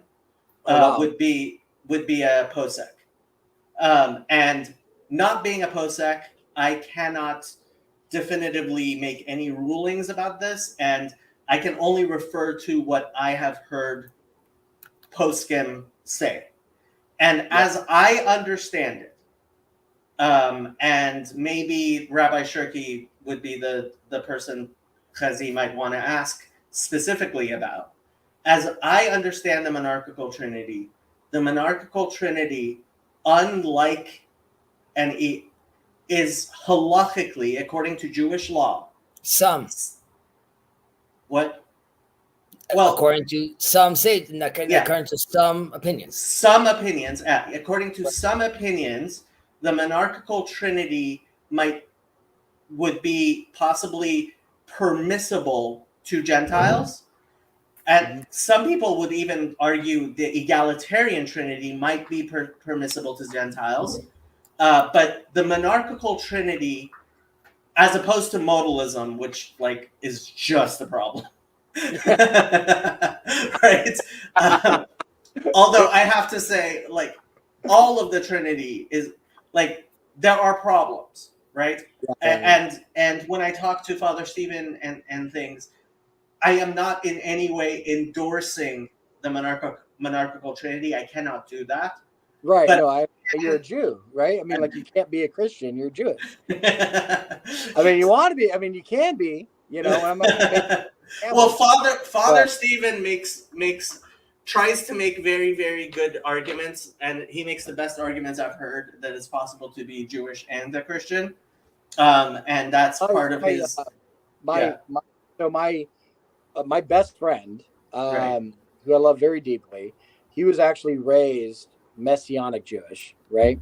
But his family is Jewish. I mean, there's a whole lot of I don't quite understand the Messianic Jewish movement. I don't know if it's just I can explain it to you. The first time I went to a Messianic Jewish synagogue, I was expecting to go there and seeing a bunch of, but they're all black and none of them seemed Jewish at all, and I was very confused. So it sounds like you were at some sort of Black Hebrew Israelite. No, they weren't like Black Power or anything like that. They were just yeah, man. I mean, really, it was Gentiles who like Jesus and Judaism and try to cosplay. It's kind of but then again, I also hear about, oh no, these are Jews and they just like Jesus too, and so it seems like there's a smattering of. Well, Jacob, again, ultimately, the real question is with Trinitarians, because in Judaism, let's say the Meiri, for example, who is not requiring this. He's not stressing the monotheism so much. It's as long as you recognize that, So just for context, the Meiri would be us quoting a saint from 1,000 years ago who is considered as an authority, a doctor of the faith. Okay. Okay. So that as long as, and this is also alluding to the fact that there was sort of in ancient times and even in pagan times, there was an understanding of monotheism, while at the same time recognizing that there was these other entities, these other powers, but they were all subservient, right? So as long as, and it's a real question, is the way someone sees the sun. If the sun is, I mean, and Jacob, you could extrapolate on this a little more, but basically, as long as they recognize the Father in the hierarchy, then in theory, you're all good in the hood. As long as the way I put it in Christian terms is, if you believe that only the Father is Aseh, right, then in Jewish beliefs, um, having lower, having other forms of divinity which are not ase, which derive from one ase deity, and we would say that it's even permissible for a Gentile to worship these dependent. Well, the Meiri would say that it is. Well, this is permissible. what you were saying earlier. Well, you didn't say it earlier in this conversation, but I had heard you earlier say that there are some rabbis who even say that Hinduism was okay for a Gentile, and I was like blown away by that, because I was like, really? I mean, like, they got like 33 million gods. Rabbi You know? Steinsaltz, yeah. So Rabbi Steinsaltz, I've who heard died, other Jews say, like, you can't even go to India because you bend down to tie your shoe and you'll be bowing down to a god. You know, you can't even go there. those You know? two are not mutually exclusive ideas. Okay. Because well, let's put it this way: Rabbi Steinsaltz, who was one of the great rabbinic authorities of this generation, he died a couple of years ago now. Uh-huh. So Rabbi Steinsaltz, he wrote explicitly that there is a place to even consider some Hindu conceptions as being within that type of, and so by extension, certainly pretty much all of Christianity. But like that, I mean, I have to say, until I read it in his own name, I would not have. I kind of, like, I've been quoting that Rabbi Steinsaltz wrote this, but he had the shoulders to say such things. He was Right. I would just say, Jacob, the Meiri has much wider shoulders, as does Rabbeinu Tam, who also agrees with this mindset. Okay, so this is Hold this on, is a with Jewish regard phrase I to don't mean. Hinduism, Chazi? No, Okay, so like, Hold on, wait. You're saying wider shoulders. What do you mean when you say this phrase, wider shoulders? I'm just saying, like, it's Is that a Jewish more phrase? broadly, yeah, it is more broadly broadly accepted. Yeah, to have Okay. shoulders. So we have a term in Judaism to accept the yoke of heaven, right? Okay. And so a person who has great shoulders, kind of like he accepts the yoke of heaven with greater force, greater capacity. And So such a person may not be impressed by Jesus saying, "My yoke is light and my burden is easy." maybe not. I mean, it depends. Frankly, when it comes with a lot of the things that Jesus says, when I started looking in the Gospels for myself, as opposed to asking Christians about it, I started seeing Jesus speaking in Jewish terms that I'm not sure Christians have a background to actually understand the terminology. Yeah, I think that's one of the benefits of the Messianic Jewish movement with people like Dr. Michael Brown, and is being able to, like, be like, oh, hey, this idea, this is this right here. Oh, like the feast of the dedication of the temple. Like, it's Hanukkah. I understand now. He's talking about Hanukkah. That's what he means when he says he's the light of the world. Yeah, I mean, and yeah, so the fact is that over the past 50 years, Christianity has certainly started understanding Jewish culture and appreciating it in ways that they certainly did not before the Holocaust. Well, I don't know if it's not necessarily even did not. I don't know if it's even possible to have. The communities were very insular.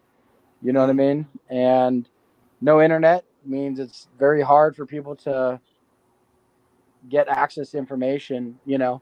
Well, even before the internet, I mean, I have to say, Geza Vermesh, despite being incredibly disappointed when I read his autobiography with his personal behavior, he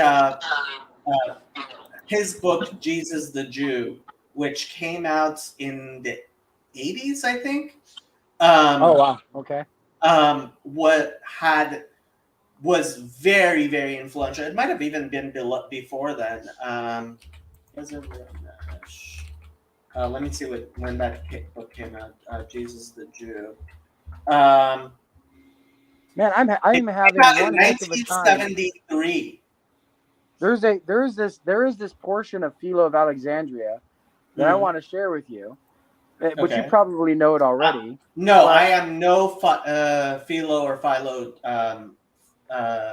scholar. Yosef is much more of a Philo scholar, but he's the actual kind of rabbi of this little corner of the internet. Philo says something that's even more bold than any early Christian or even since then would ever say, right?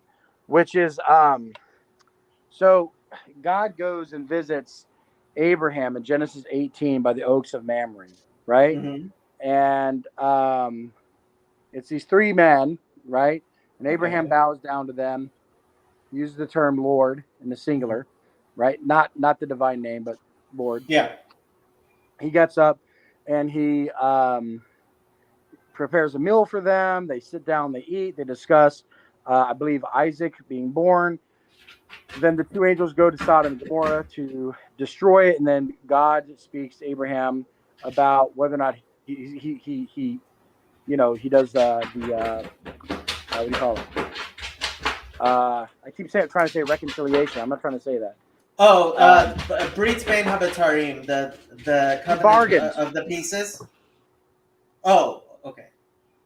You talking about when he's bargaining. Going, he's like, going to Sodom. If there's 50, what if there's 45? Would you destroy it for 45? Oh, right. Okay, what if there's only 40? Would you destroy it for 40? Oh, what if there's 35? Right, that, right?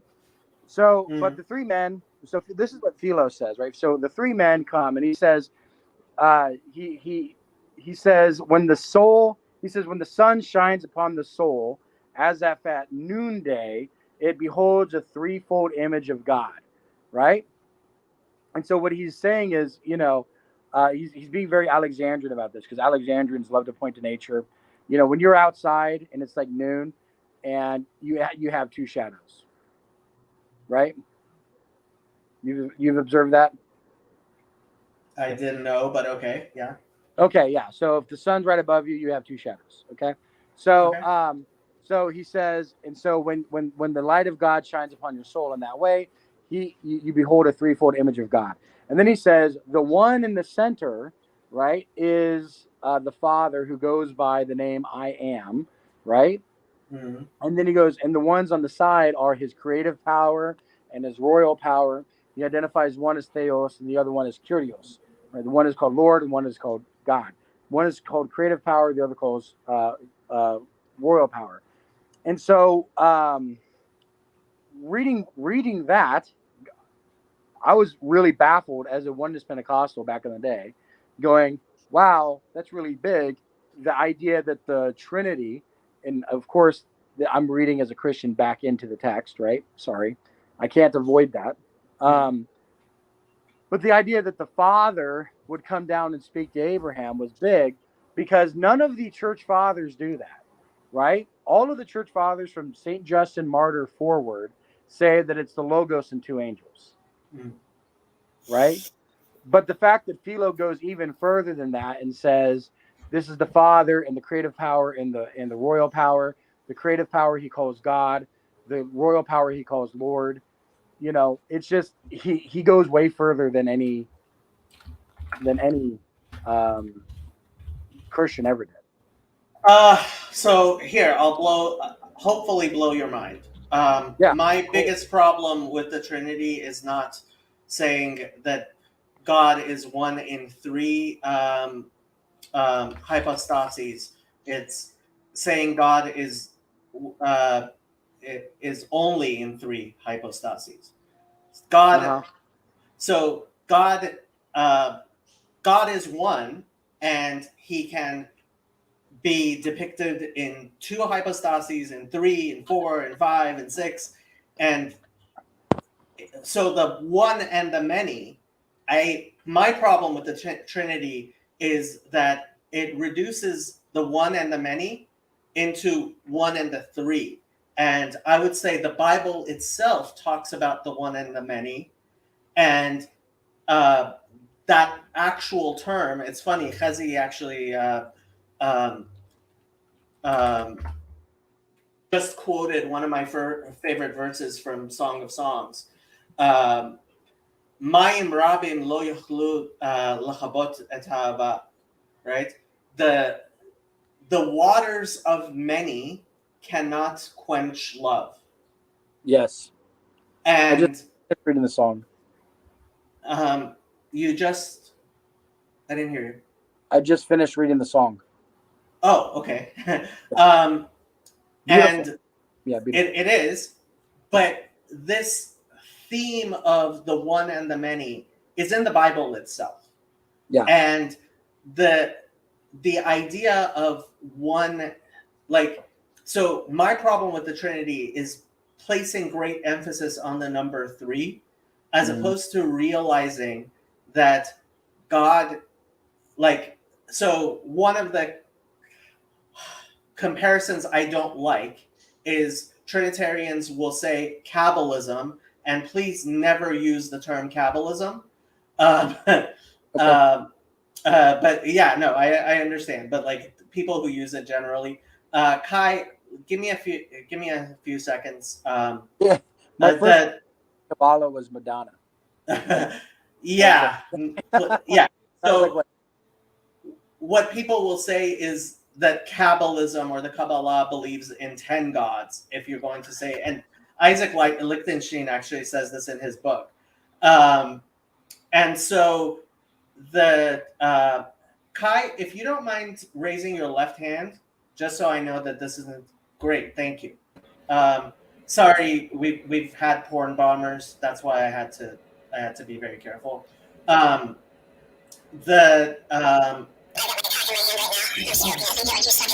Fuck.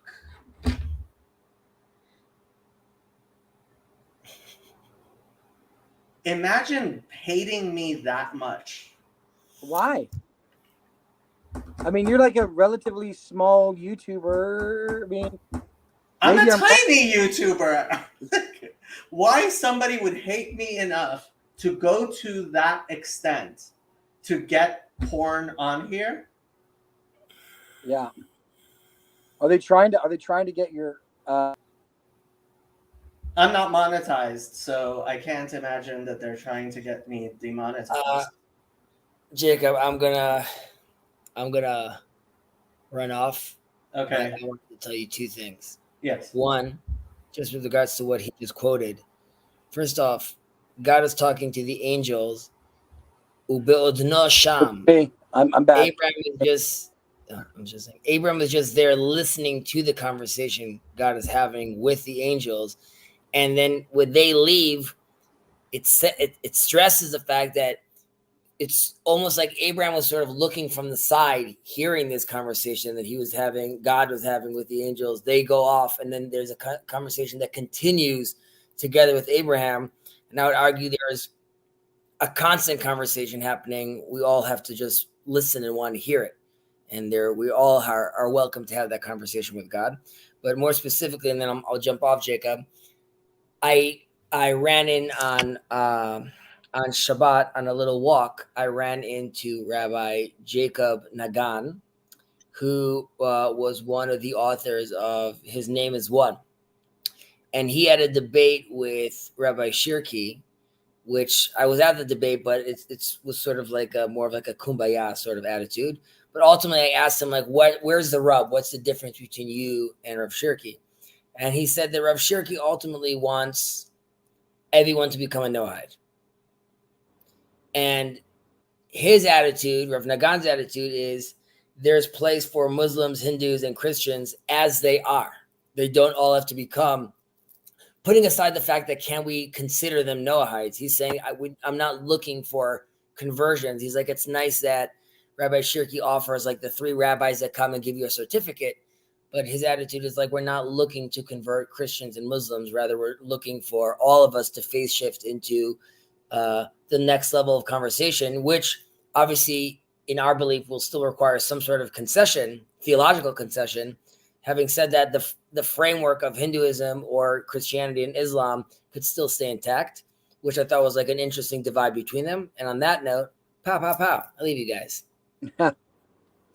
Yeah, it's good. To translate what Khezi was saying, so there are various rabbis, like I said, poskim, who have various opinions about how we are going to, as Jews, are going to deal with this relationship that now we have with Gentiles, which we haven't had for thousands of years. And Rabbi Shirky, who is a posek, he is probably, I would say, the most prominent individual rabbi who is dealing with the Noahide movement. Unfortunately, he does not speak English. I think he speaks a little bit of English, but he generally speaks French and Hebrew. And his work has mostly been with the French community. But so Rabbi Shirky has his ways of seeing it, and Rabbi Nagen, which I didn't know, but I have to say seems to have more of my type of thinking.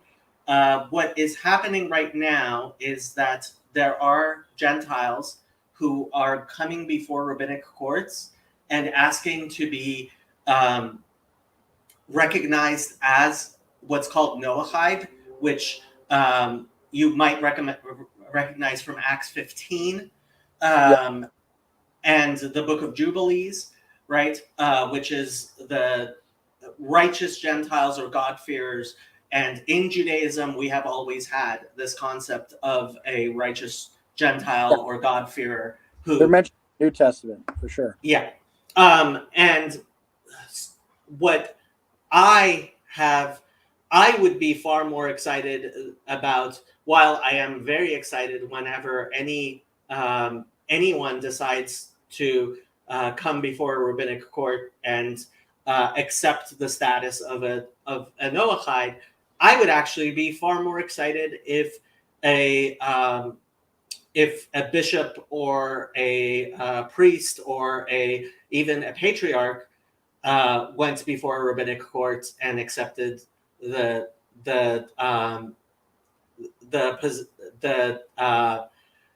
status of being a Noahide on behalf of their community, and I think that is possible. So the problem with that, as far as the Orthodox Church is concerned, and this is going to be an offensive position to you, I doubt it. and it's never meant to be offensive. Don't worry about offending me, Justin. But it is the Church's understanding that that we are Israel, right? And it's not like, oh, we replaced Israel, right? That's not the idea at all. There's some people who have this like replacement theology. It's that the Gentiles have, through the Messiah, have been adopted into the family of Israel the same way that Rahab was adopted in the family of Israel. And the descendants of Rahab are truly Israeli or truly Israelites. And so we see ourselves as being adopted. So I could say our ancestors were delivered, from Egypt, through the Red Sea. And I can mean that very sincerely, because we have been adopted into this family. And to this day, there are still people who identify as Jewish, who are members of the church, ethnically Jewish, who are members of the church. And then there are people who are ethnically Gentile, right, who are part of the church, right, like Rahab or like Ruth or like these other people, or some of the band, some of David's band. you know, and so us claiming a patriarch claiming that we are Noahide would be essentially us denying that we are heirs of Israel.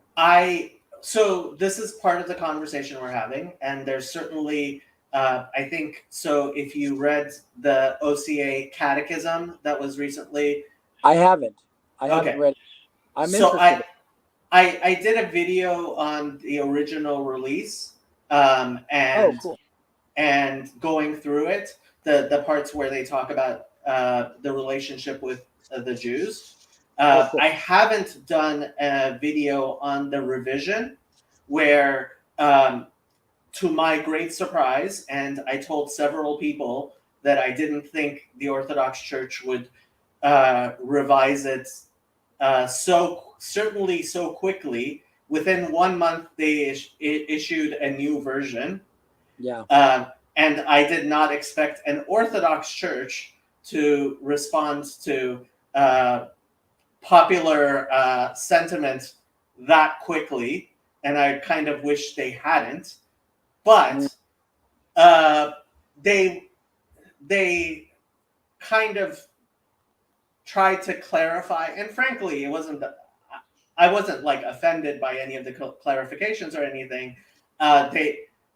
They just like, so in the first draft they said Judaism is a true religion. They removed that that sentence or that clause from the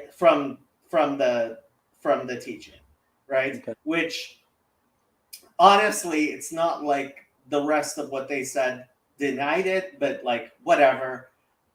So the question becomes, what's going on in Romans 9, 10, and 11, and what's going on in Acts 15, right? So obviously Paul in Romans is talking about the church, Gentiles in the church having a different status within the church than what he calls the natural branches, right? And there is an interpretation which some people have, He even warns them. Actually, he goes further, and he says, if God was able to snap off these natural branches, how much easier would it be for him to snap off you who are unnatural? You know what I mean? Right. Yeah, and he says you should tremble. Yeah. Yeah, it's a very firm warning. This idea that we should be vaunted up against, ethnic Jews. Mm-hmm. Yeah. And so the question becomes, is the priesthood of Israel, for example, the places in the Old Testament, in the Hebrew Bible, where it says, Atem tiyu li mamlechet kohanim, you shall be for me a nation of priests. And it says, that Beni Bechori Israel, my firstborn son is Israel. Yeah. I understand Father Stephen. The way he understands it seems to be that there will eventually be a bishop of Jerusalem who will be, in the Eastern Orthodox sense, a patriarch of an autocephalic church of Jews, right, of Israel, that likely would be primus inter pares with the other members of the Eastern Orthodox patriarchs, right? Yeah. And in that sense, I don't think necessarily there would be too much of a problem in Eastern Orthodoxy, even like a bishop going, even a bishop, an Eastern Orthodox bishop in Israel going to the rabbinic court and receiving that status of ger toshav, which is sojourner from the Bible, Yeah. right? Being accepted into what we would say is the community of Israel from a Jewish standpoint. Right. There are ways of reading, especially Acts 15 and the Jerusalem Council, and reinterpreting Paul very differently from how Christianity has understood it for the past 2,000 years. There are people who would say that would be the Antichrist. Yeah. Yeah, I think that Father Stephen DeYoung would maybe say very different from the way that Paul has been interpreted in the past 500 years, and put a big blame on Luther, you know, for some of that. But yeah, I don't know, man. I don't know. I to be honest with you, I'm very ignorant of Judaism itself. You know, I'm kind of like Father Stephen DeYoung in the sense that when I studied the very little Judaism that I actually studied, it was very much related to Second Temple Judaism, you know, particularly the books of Maccabees, you know, what we would call the deuterocanonical texts, you know, the Catholics accept and Orthodox accept, the Jews and Protestants don't accept. And then reading Philo of Alexandria and some other people during like the 1st and 2nd century, you know. But I do think that you're right, that there's something to be said about the Acts 15 council, but there are other things that Paul seems to suggest, especially in Galatians, in Christ. He really makes it very egalitarian, right? In Christ, there is no Jew, there is no Greek, there is no male, there is no female, there is no bond, there is no free, right? That we're all one in Christ. And also, he talks about how Christ breaks down the dividing wall between Jew and Gentile. And then there's this other thing that this is something that Father Stephen DeYoung works out in his book, Religion of the Apostles. He says that there's two prophecies, two threads of prophecy that are happening in the Old Testament. The first is, you know, that God would inherit the Gentiles, right? That God would inherit the nations. That happens. I mean, you see that in like Psalm 82 and different places as well. You know, this idea that like in Deuteronomy 32, Israel is the Lord's portion, right, from all the other nations, right? You got the table of the 70 nations, and then Israel is the Lord's portion, right? And then but there's the promise that he will inherit all of the nations. He will inherit all of us, right? So there's that thread, and then there's this other thread of God restoring the 10 tribes, the 10 lost tribes of Israel, right? And what Father Stephen DeYoung thinks is essentially that when those other 10 tribes were lost, you know, God basically put them in this like cultural blender and hit pulse, right? And so it's like, and so now, you know, these 10 tribes are mixed in with Greeks and mixed in with, you know, Arabs and mixed in with all these different groups. And so that when God restores the 10 tribes of Israel, he is also bringing in inheriting the Gentiles at the same time. And that that the Christian church essentially is a fulfillment of both prophecies, the restoration of the 10 tribes and the inheritance of the Gentiles. What's your thoughts on that? So, I mean, this goes into the whole question of heard anything like that before? Is that? Oh yeah. This is we discussed this a lot. Okay. This really gets into the relationship of the natural branches versus the grafted in branches. Really does get it really is a it's a place where we're exploring in this low corner with a type of interfaith dialogue that frankly has never been had between Orthodox people, right? So like, while I am not a very good Jew, my beliefs come from Orthodox Judaism. And so I am, when you get a lot of squishes, right, who like the mainline Christians and the Reform and conservative Jews who sit around and kumbaya discuss how we can be nice to each other, right? But That's one thing those, that's very refreshing about Orthodoxy. You don't get that much, you know. well, you don't, and I have to say there is some place for a bit of kumbaya, live and let live, and Yeah. we don't want to become, we don't Well, want we don't to want to be be burning down. hostile. Yeah. Right. Yeah, exactly. So Yeah, we don't yeah. I actually visited a Eastern Orthodox monastery, a Greek monastery here in California, and spoke with the abbess. And one of the things she said was that she really wants a place where we were talking about actually Fount of Comfort, the nonprofit we were talking about when you first came in. And she said, good on you, dude.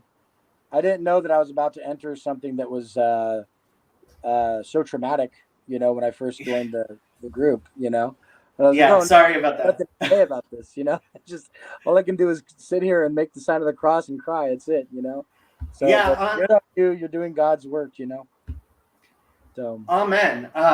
So actually, Father Stephen's spiritual son, Jules, is on our board of directors. But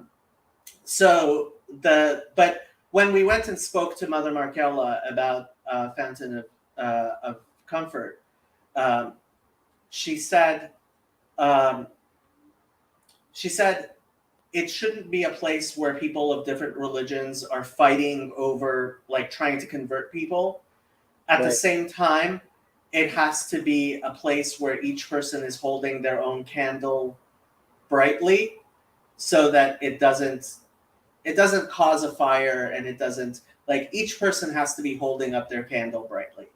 And I would like to think in our discussions here, we are in fact holding up a bright candle, hopefully. So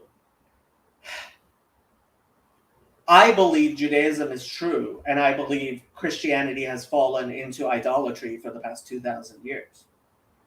Okay? Obviously, that's because I'm Jewish. Sorry. I don't want to be rude, but somebody's in here with my name in the chat box, and that's not me. With your name in the chat box? Yeah, I'm so sorry you have to deal with those trolls, Jacob. That's very upsetting. Oh, Archangel's Media? Yeah, that's okay. my Name. Okay. So I didn't let him up because he apparently is the troll. But he's staying on here. He's staying on here because I realized it was him and was like, hey, why don't you wait? Yeah. And he's probably kind of steaming. Right. There you go. Effing you. There you go. Yeah, he can steam. It's good. It's good. Yeah, sorry, dude. I just have to see these notifications, and I look and I'm like, oh, those got my name on them. I don't want anyone to think. No, these people are always. One thing you have to be like, it's always the low IQ people who do stuff like this, and like I figured it out when. Tell you, I'm so sorry that I derailed. No, it's fine. It's fine. I wanted to make sure that. Yeah. No, as soon as he said it must be upsetting, it was like, oh, I get it. He thinks I'm upset, and it's like, thank you for the attention. Whatever. Yeah. It's perfectly fine. So I didn't mean to derail your thought. Sorry. No. So back to back to the You're talking about everyone should be able to hold their candle brightly. right, and You don't have to and- hide being a Jew or whatever, right? right, and Yeah. my belief is very strongly that my belief is very strongly that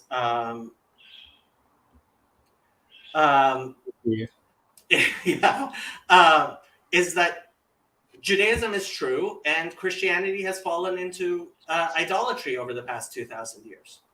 I do believe that. Now,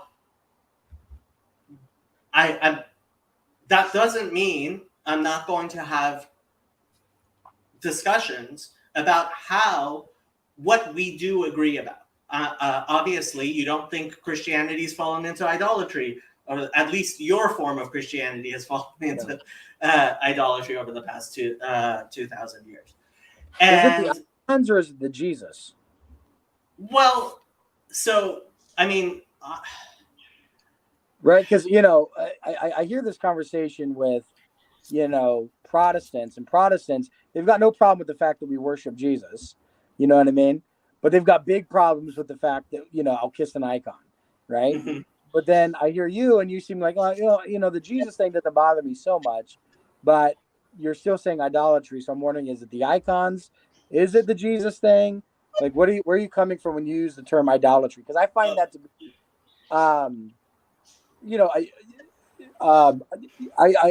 I worship, at least I believe Mhm. that I worship the God of Abraham, Isaac, and Jacob, the God of the prophets, and I do so because I believe that that voice that rings out of Jerusalem, that draws the Gentiles to the worship of the true God, right? Is Jesus. You know what I mean? Like that's the Right. voice that what I mean? And so that's how I come to Hashem, right? Right. And so so the accusation of idolatry Mhm.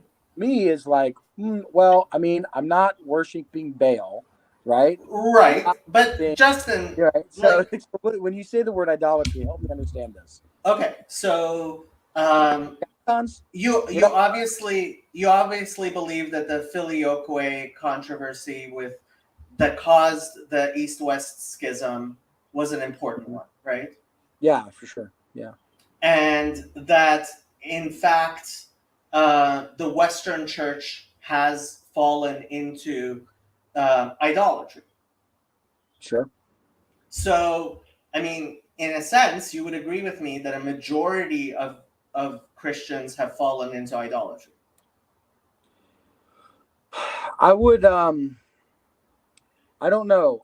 There are some Orthodox Christians who might take a pretty hard line on the Filioque controversy and the way that they understand the Trinity with the whole egalitarian Trinitarianism being ultimately a less than biblical picture of the Trinity, right? Right. Right. And the reason I bring up specifically that is Right. because I generally think the Trinity, while there are ways in which individual Christians do portray it in ways that I think, oh, this person is actually very monotheistic and to the best of their ability. And for me, I mean, it's to the best of my ability. My conception of God is obviously flawed as well. Like, who can say he knows God, right? Right.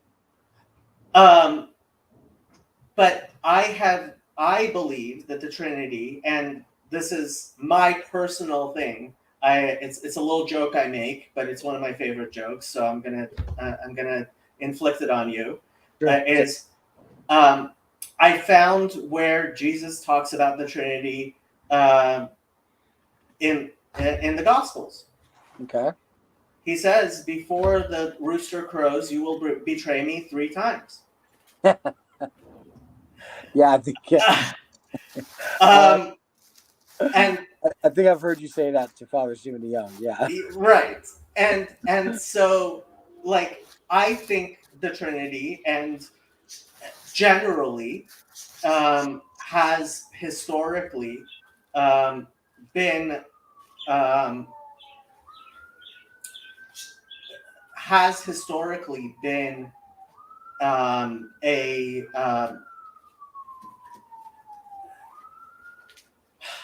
it has brought a lot of people closer to Judaism.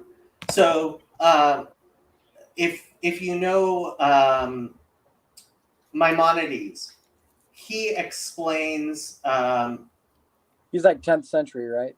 yes, about 1,000 years ago. Maimonides in his magnum opus called the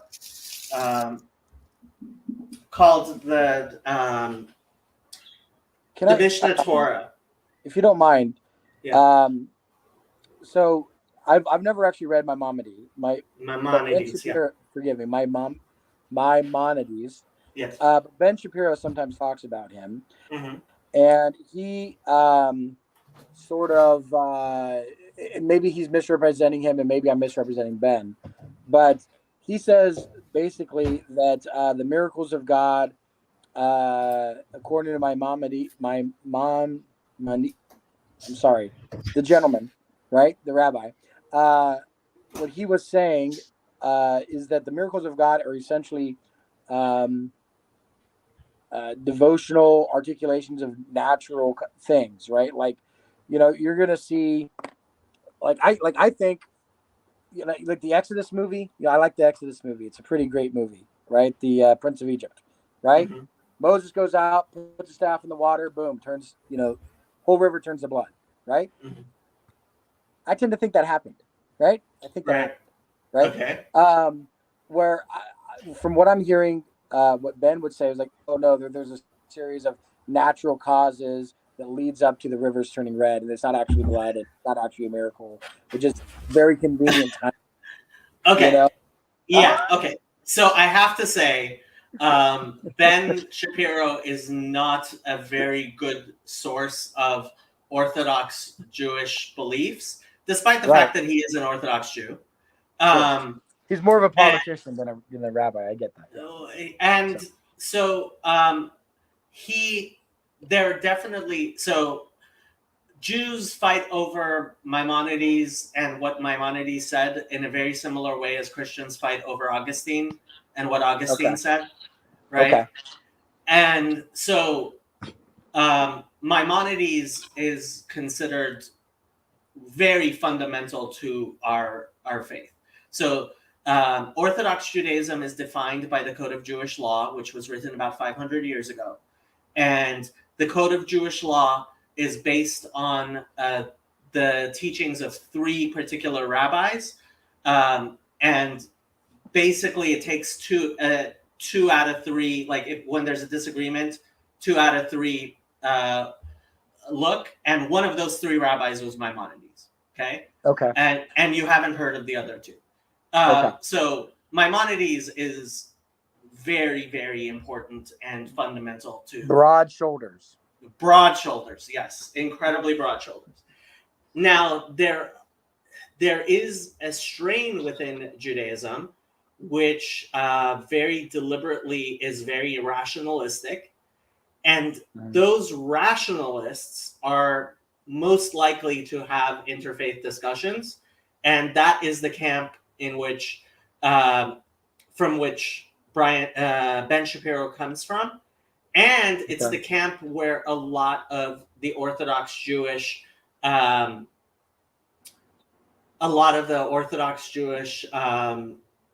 my brain will work, academics come from.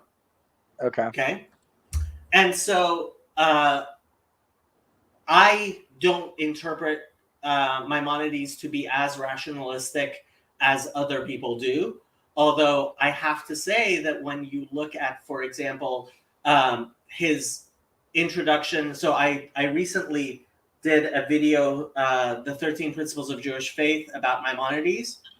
And there he takes a very anti-literalist stance on certain things, which some people would in fact interpret the way you might like. I also wouldn't really like, right? Right. So if I remember right, I could be wrong, but Father Stephen DeYoung mentions Maimonides saying God does not have a body, and that being like a very central thing that he taught. Yes, and it's part of the 13 principles of Jewish faith. Yes. I just don't know how you get there from the prophets, brother. Um, You know, I love you, I really do. I can't, but like when I see Ezekiel, right, or like Zephaniah, the man like on the throne, and he's like got the rainbow in the background, and like and like or like Daniel, the Ancient of Days, or the Lord appeared to Abraham, or the Lord walking, like it seems like they saw something, but you would agree that that's not the Father. I would agree that is the Logos. Yeah. So, Logos.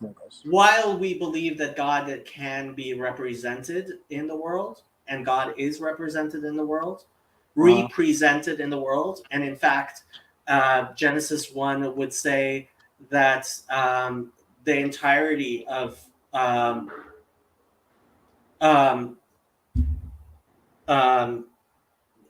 would say that the entirety of man, in a sense, represents God in the world, because we are made in God's image.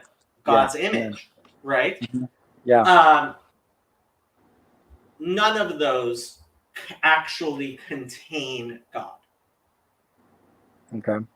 Right? And so when we say God has no body, we don't mean that God is not represented in the world, even through human beings. We are saying that that is not the fullness of an expression of the essence of God. Okay. All right. Right? And like, again, we have a very different vocabularies, and it's funny when I talk to Father Stephen, what I oftentimes end up thinking is, if his explanation is true, then the past 2,000 years have kind of been a sort of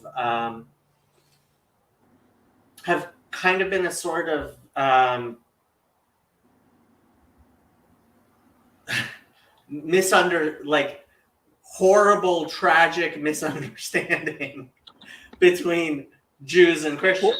I know that, like, for one, a very anti-Semitic interpretation of the text in Matthew, "May His blood be upon us and upon our children," right? The blood libel, yes. Yeah. But if you're reading Matthew in a Jewish perspective, and you're seeing the blood of Christ as the paschal blood, right? Then you're seeing it as a covering, as a protection. Mm-hmm. Yeah. Right. And yeah. And the fact that the crowd doesn't know that when they say it doesn't change the fact that that's the reason why Matthew wrote it. Like, it's mentioned, you probably know about this already because you've read the New Testament. When Caiaphas says it is better for one man to die than for the rest of the nation to die. And he's concerned basically that this Jesus guy is going to bring the hammer down really hard from the Romans, right? And it'd be better if we kill this guy than for the hammer to drop and the Jews to be really, hurt, Right. But the text says that because he was the high priest and he was full of the Holy Spirit, he did not realize that he was prophesying. Right. Did you notice that? I have to say, like, yeah. While I personally have difficulty, so the reason I brought up Maimonides, right? Yeah, sorry. Is Maimonides in what's considered his seminal work, the Mishnah Torah. I usually translate that as the restatement of the law. In chapter 11 of Laws of Kings and Wars, which in the uncensored version, it was for many years censored, he talks about Christianity and Islam.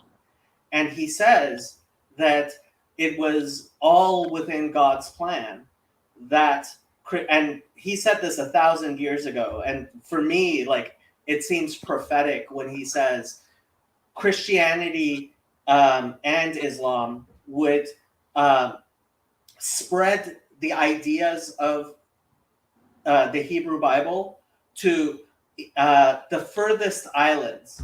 And this is before the discovery of the New World. It just like, and I do believe, and that's how I do understand it, which is that in fact, God will,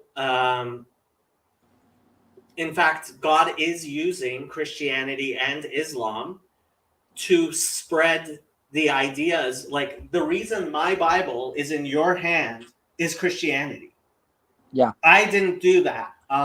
But in Isaiah 53, where it says he will not open his mouth, that's how I understand Isaiah 53 being fulfilled, is that we didn't open our mouths. It was the other nations themselves which eventually brought the understanding of Judaism, at least in part, and like Paul says, so Paul says that Christians now view through a glass darkly. Well, yeah. I agree with him, but in a very different way than Christians understand it. I think Christianity itself is Judaism viewed through a glass darkly in a way that would have been acceptable for the past 2,000 years, because like 2,000 years ago, if you had said salvation is from the Jews, most people would have said, who are the Jews? Whereas now, if you say salvation is from the Jews, people are, I think, going to have at least some idea who the Jews are. And you brought up, for example, I believe it's Galatians, where he says there is no Jew or Jew or Greek. Yeah, it's very egalitarian. Yeah. And so for me personally, the whole who is a woman debate is very apocalyptic. What do you mean? Okay, I don't understand that at all. I will explain. Okay. Don't do it. Okay. Don't do it. Before you don't get into this, I want to mention. I know you. I know you talk about like you'll never find Christians saying the Shema or anything like that. I say the and Shema. I know. No. Okay. Okay. So these two guys spend I taught my way children too the much. Shema in Israel. I taught my children the Shema. No, Justin. You have to understand what's going on. Okay. These two guys spend way too much time on my channel. Okay. Way too much time on my channel. And now they're like, Jacob's playing his greatest hits, and we gotta interrupt him before he grabs this guy.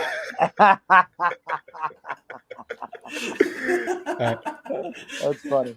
Are both the people on this are you the only Jewish guy on the channel, or is everyone else here Jewish right now, or Christian, or? I right now I'm the only Jewish. Chezi lives in Jerusalem, so he was the guy who was here at the beginning. Earlier. Okay. He is an Orthodox Jew living in Jerusalem, and frankly, he would be a rabbi if he was willing to take the test. He refuses to go take the test. But vast majority of people involved in my channel are Christians. Yeah. Okay. Cool. You guys, have you guys seen the conversations between Father Stephen DeYoung and Jacob?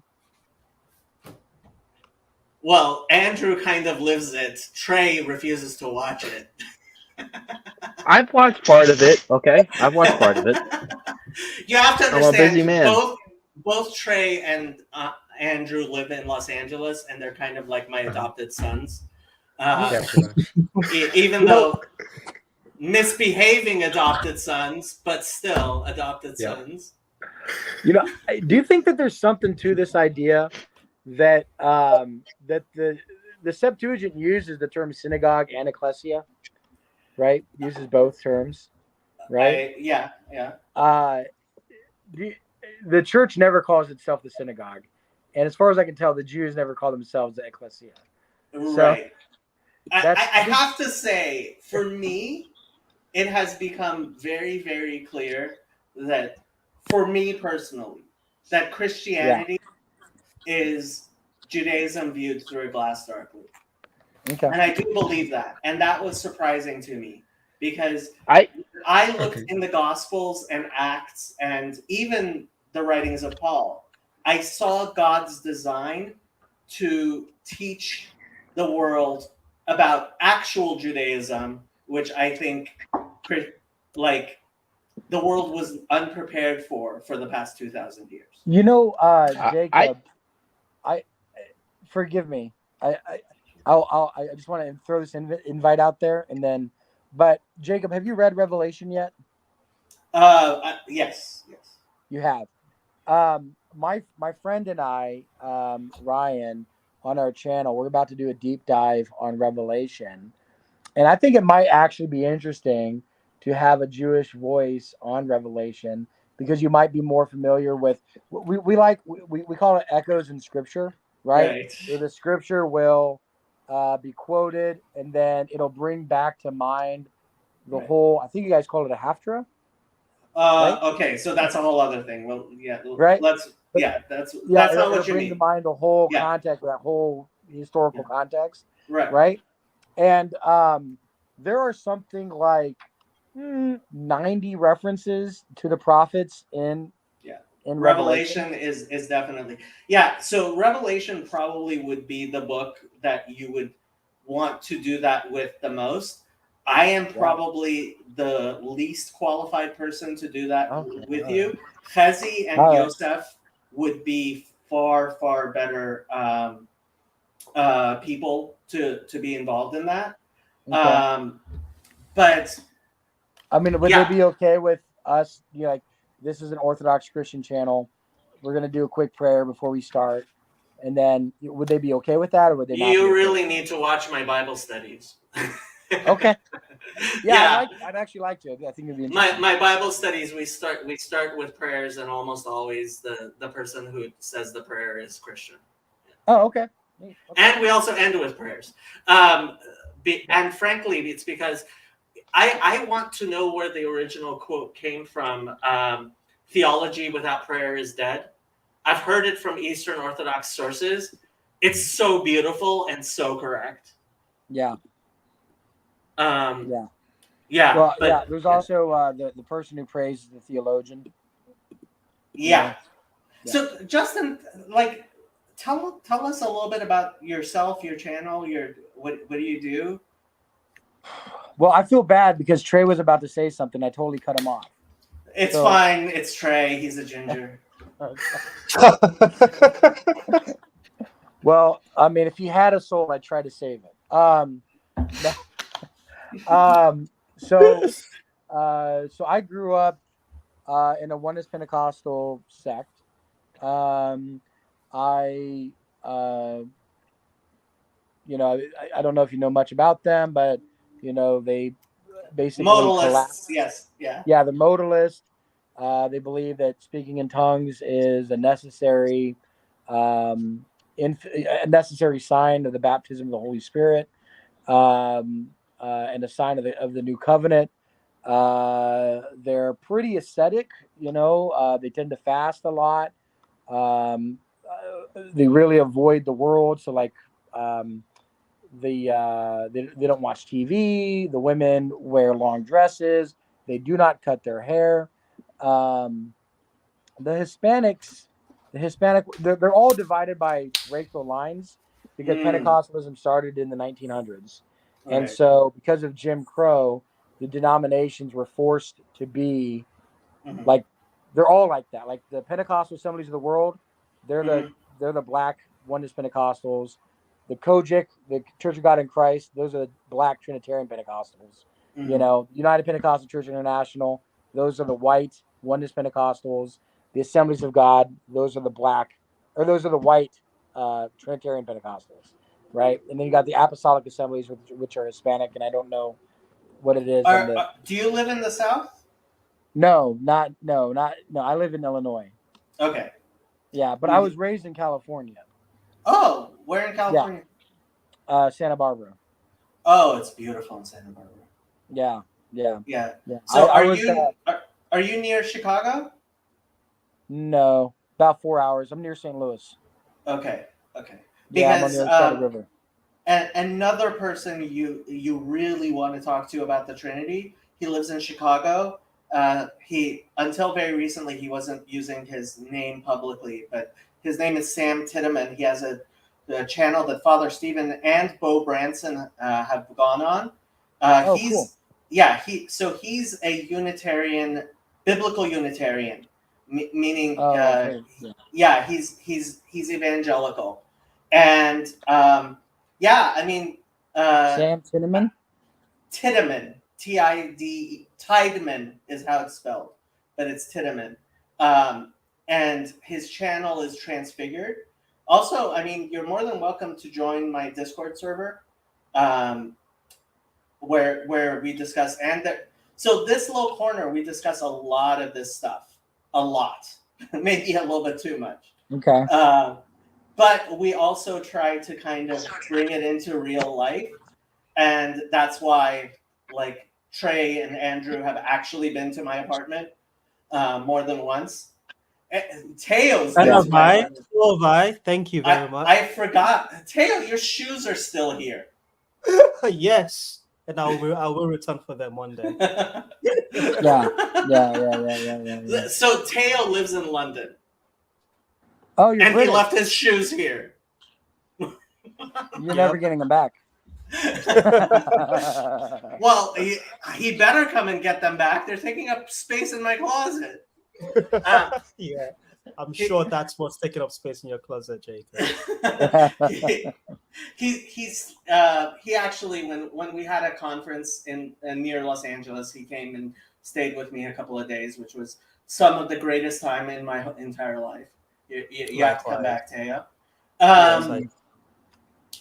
But Nathaniel says, "I will bid for Teo's shoes." Part of the thing is we try not to just have these theological discussions, but we try to actually make connections with people as community and get to know each other and be involved. Like, just because I may disagree with you doesn't mean we can't go get a beer, right? Yeah, and sure. So that's the thing about this low corner. Okay, neat. Yeah, I like it. So I have to know which one of Judaism's ugly stepsisters is more ugly, Islam or Christianity. I mean, we actually have the prophets and love them, where they revise them and only take the word of one guy. Right? Okay, so I have to say, I personally believe that the reason God created Christianity and Islam is because when you take the synthesis of the two is when you arrive at Judaism.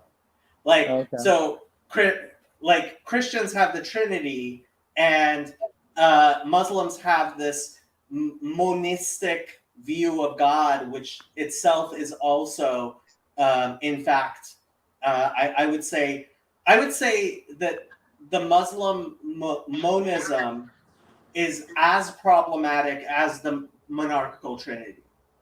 Mm-hmm. And so similarly, they're both ugly. What? They're both equally ugly.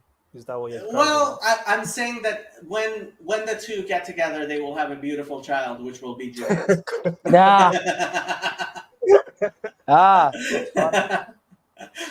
And this symbolism is actually so the idea that Islam is Ishmael and Christianity is Esau, and they will eventually come back into the family of Abraham. Like this is one of the things I find prophetic from what Maimonides says in chapter 11 of the Laws of Kings and Lords. Jacob, I do have to go soon, but Thank you for all your help. It was, I actually quite enjoyed it. It was so much fun. Just block, block, block, block, block, block, block, block, block. Well, honestly, I have to say, like, having such persistent haters is like such an ego boost. It really is. Like, imagine, like, I live in this guy's mind. Like, he was so emotionally invested in like trying to get on here, and like it's like, dude. But yeah, sorry. I love you too. Yeah. The question I was going to ask Jacob is: you speak about the synthesis that sort of this little corners, the conversation that's happening, and I have been trying to get more Muslims involved in the conversation. I have as well. Now I am very, very ignorant about, well, I was a lot more ignorant about Islam than I am now. But the more I'm learning about it, the less likely it seems to me that an Orthodox Muslim will be involved in this type of conversation, because there doesn't seem to be enough wiggle room in their theology. Oh, I wouldn't say it's wiggle room. So I have to say, one major problem Muslims have is that the internet presence of Muslims is constantly being hacked by all kinds of three-letter agencies. So we know that the FBI, CIA and CIA. the FBI, MI5, MI6, MI7, they're constantly getting involved in the online, and Saudi Arabia and Iran. Like, so the discussion online is incredibly poisoned and to some degree very dangerous, that you have to be a very brave person to get involved online in the Islamic discussions. It gets real very fast, and it can get physical very fast. And so the Muslims I stopped the fight Speaker's Corner this past Sunday between two Muslims. So oh wow, you actually live out there by Speaker's Corner? Yeah. So you know Bob? I do know. Well, I've gotten to know Bob over the past few weeks. I would like to talk to Bob. Can you help me Really? talk to Bob? Yes, that I'm Because open Bob to is get. talking about essence and energy distinction, but I don't think Bob is orthodox.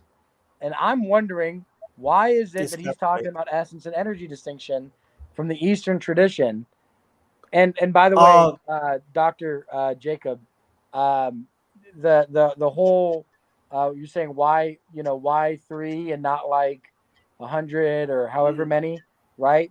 The answer to that question is that in the Orthodox Church, those would be relegated to the energy of God, right? His love and all this stuff, right? So those are distinct from the hypostases. But sorry, but I want to talk to Bob about the essence and energy distinction, and what's a Brit doing out there, seemingly Protestant, doing apologetics with Muslims. He's Catholic. Oh, he's Catholic.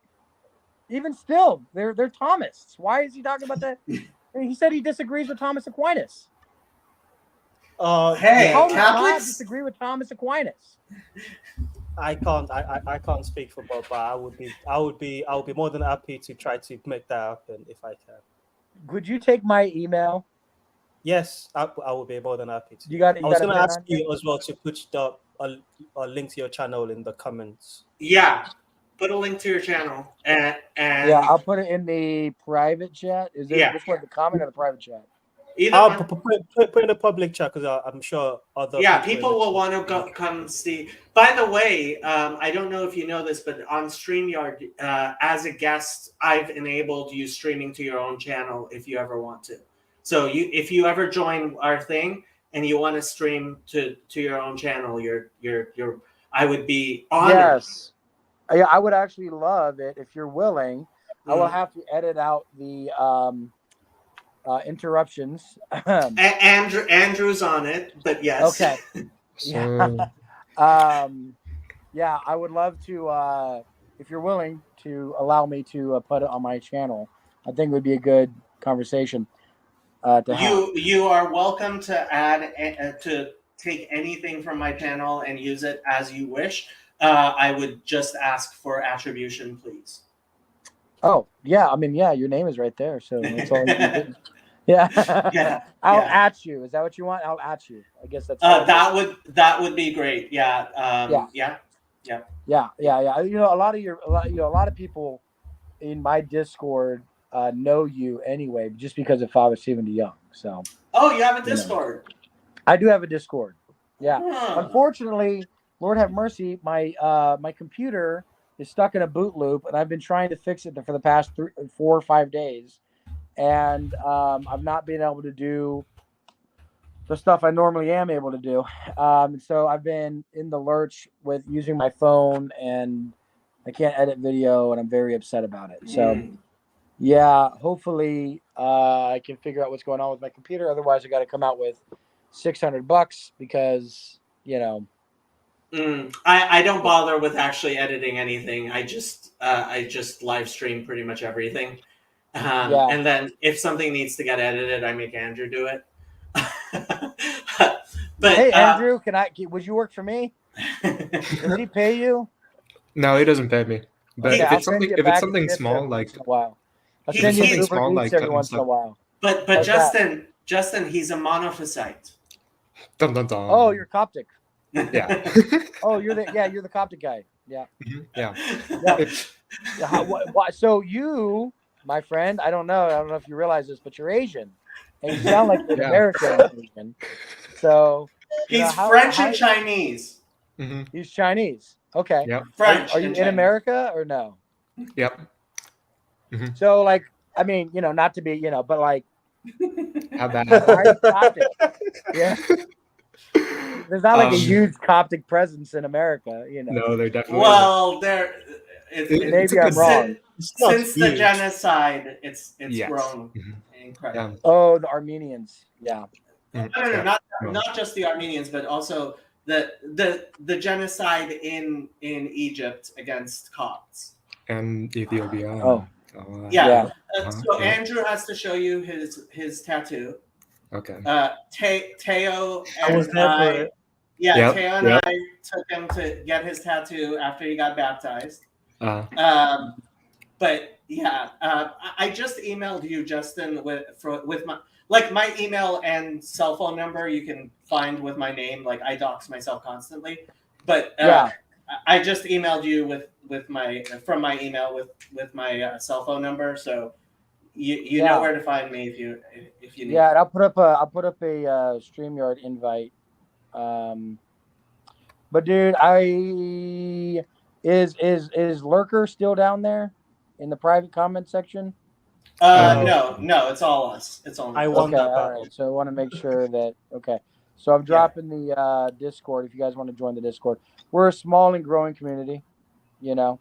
And right now the biggest thing that we're doing, I have daily Bible readings, and we discussed that, which is a lot of fun. Oh, hey, good to see you, brother. You just joined the Discord. Oh my gosh, you already joined the Discord. And then apart from that, I have a book club right now. We're reading through Saint Simon the New Theologian, and you might enjoy that. You might be interested in that. I don't know anything about Jewish mysticism, but maybe you're interested in Christian mysticism. You know, I tend to think it's a cheap knockoff. What can I tell you? That's okay. Yeah, I just sent you an invite to my Discord server as well. Well, I appreciate it. Thank you so much. Yeah. Sure. William says he's charismatic. Is William here? William hasn't actually come on to the channel. He's one of the regulars who watches and knows a lot about Judaism. Yeah. Okay, cool. Yeah. I Um, mean, just so William knows, there's Orthodox people who are charismatic too. You know, they just don't go around. Billy, Really? Billy, who was Yeah. on before. I'll put you in touch with Billy with Justin on Discord. So Yeah, it's great. Yeah. Well, I have to get going. I've been here for too long. Jacob, it was a pleasure to meet you, sir.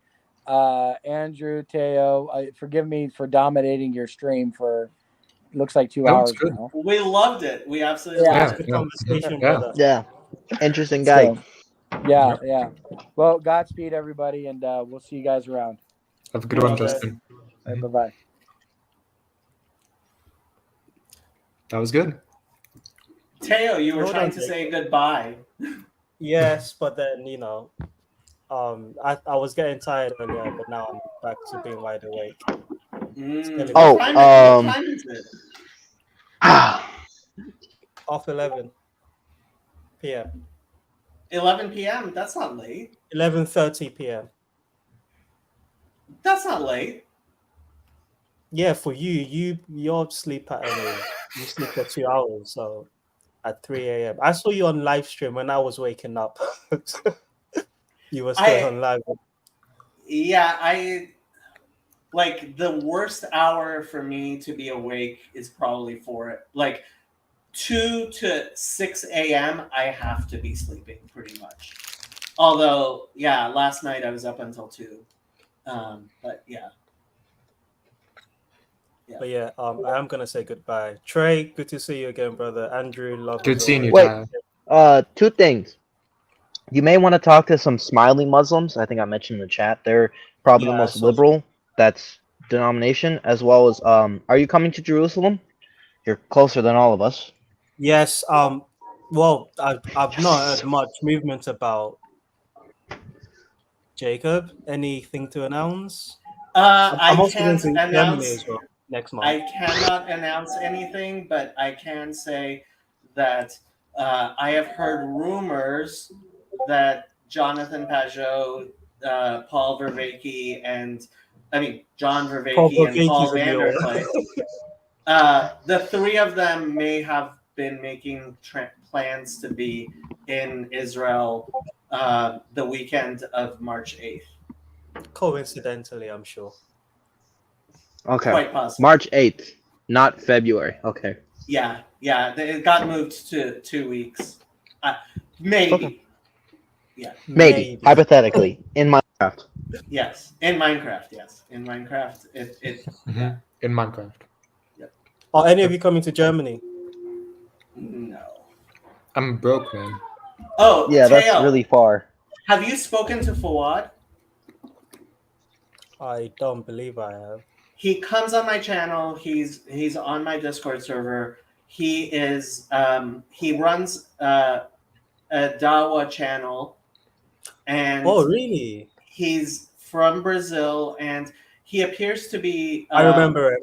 Yeah. it. He appears to be. He seems to be pretty orthodox as a Sunni Muslim, and very brave enough to actually. Is he on your Discord? Engage. I might try to Fawad, find him. yeah, I think he goes by.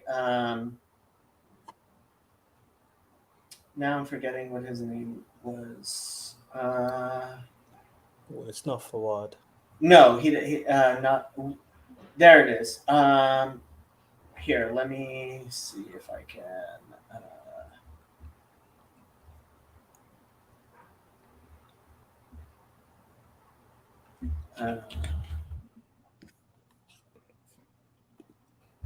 There you go.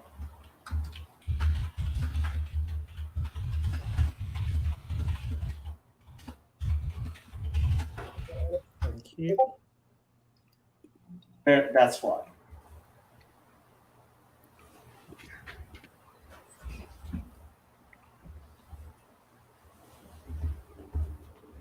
I think was he the one that was able to drag me onto the Iyadawa channel? I think it was Fawad. So I think we've spoken before. Fawad was involved in EA Dawa. Unfortunately, Justin, I believe, is in prison right now. And I've heard, I don't know if that was from you, that it was over some bogey or dubious charges. And I that's think why. the charges are dubious. He, this is public knowledge. He pled guilty to third-degree sexual battery of one of his daughters. Yeah, I mean, you can't really. No, I don't know about that, man. I can tell you, I have zero confidence that these were. So you have to understand that Justin Khalil from EA Dawa, like EA used to be, his channel was Eternal Atheism, and he went around as a atheist YouTuber, knocking up a bunch of atheist women, and he has, thank God, a large number of children. And one of the mothers of one of his daughters started making accusations right after he became a religious Muslim. And he ended up having to plead guilty. I have zero confidence that this was a real thing. Yeah, sorry. I mean, I don't think OJ did it, but I still think there's a lot of evidence for him doing it. You know what I mean? But Yeah. EA Dawa admitted it, so. No, see, that's the thing. The idea that people plead guilty because they're guilty is just plain false. Yep, can confirm. That is true. I'm not saying that's not true, but it's hard to defend a man that says, like, yeah, I am guilty. And no, actually, it's not hard to defend a man who pled guilty when you realize that the situation was something where he was not given what I believe to be a fair hearing. I don't believe that he had a chance at a fair hearing in this sort of situation as a religious Muslim. I just don't. Fair enough. Oh yeah, what I was mentioning before, you talked about viewing through a glass darkly, and that I linked him I think a couple of days back.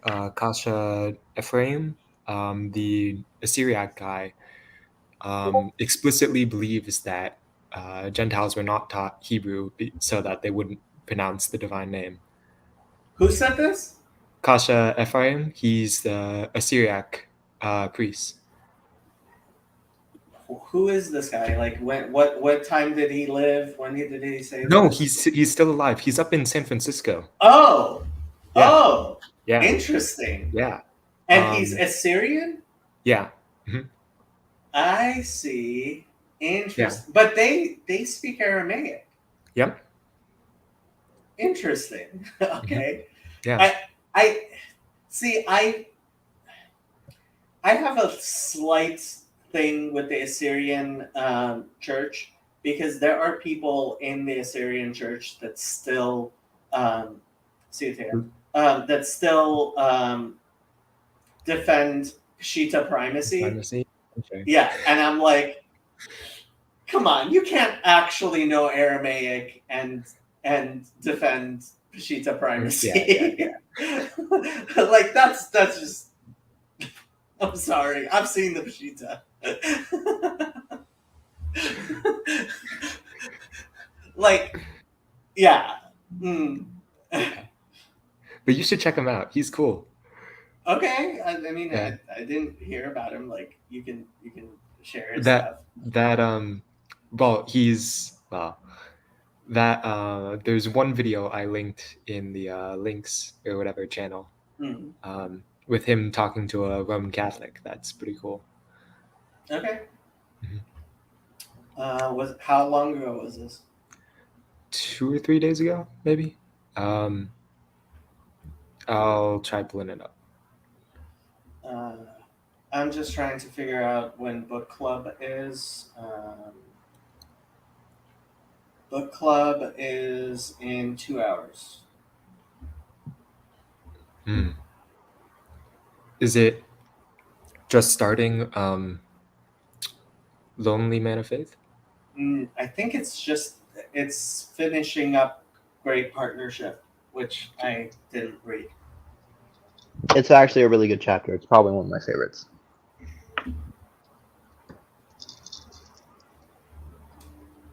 Billy Ray, could you raise your hand? Thank you. Sorry, just had to check. Nah, you good, man. Billy Ray! Let's go. How you How you doing? doing?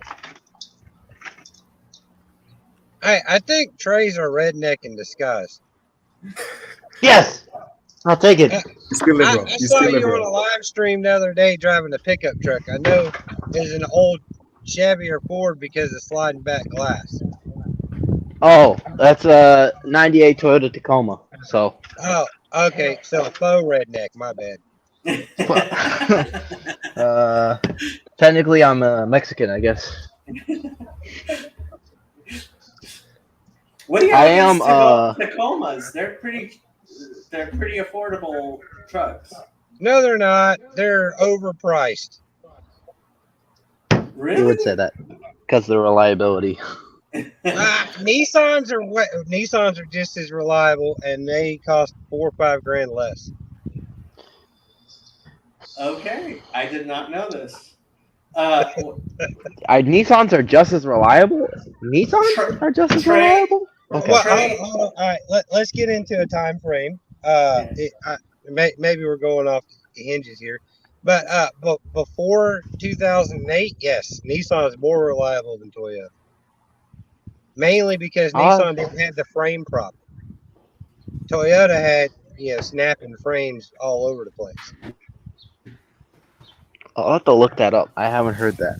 Oh yeah, on the East Coast, man. If you buy a Toyota, you better look real careful at the buckles for the leaf springs. There was a big recall. I think Toyota replaced somewhere around 15 million frames. Wow. Okay. He's smarter than me. He knows more than me. But I think I do get the red. I said I was going to say, I think I do get the redneck card because right now I'm washing all this mud off my truck as well as track pads because I went mudding. So I think I get a card. Unfortunately, I know too much about cars. I worked on them for 12 years. Know way too much about them. Unfortunately. Yeah. It's dude. If you want to be a slave, go work on cars for a living. Well, I think you can know too little about cars. I wouldn't suggest working on cars as a good trade. It costs too much money to stay in the profession with your tools, and it is too easy to go bankrupt being a mechanic because feast or famine. Look, the best year I ever had was 2016. 6 months of that year, I made $2,000 a week. The other 6 months of that year, I made about $200 a week. Man. Wow. It's all commission, and it takes a very dedicated spiritual person to not become a crook as a mechanic. In my personal opinion, from my 12 years of experience. Yeah. Well, there's a lot of factors that you can't control, especially when you got people selling stuff for you. You can't really control how they sell things and what their markup is. There's not enough space on this live stream for that discussion. So, Billy Ray, what do you want to talk about?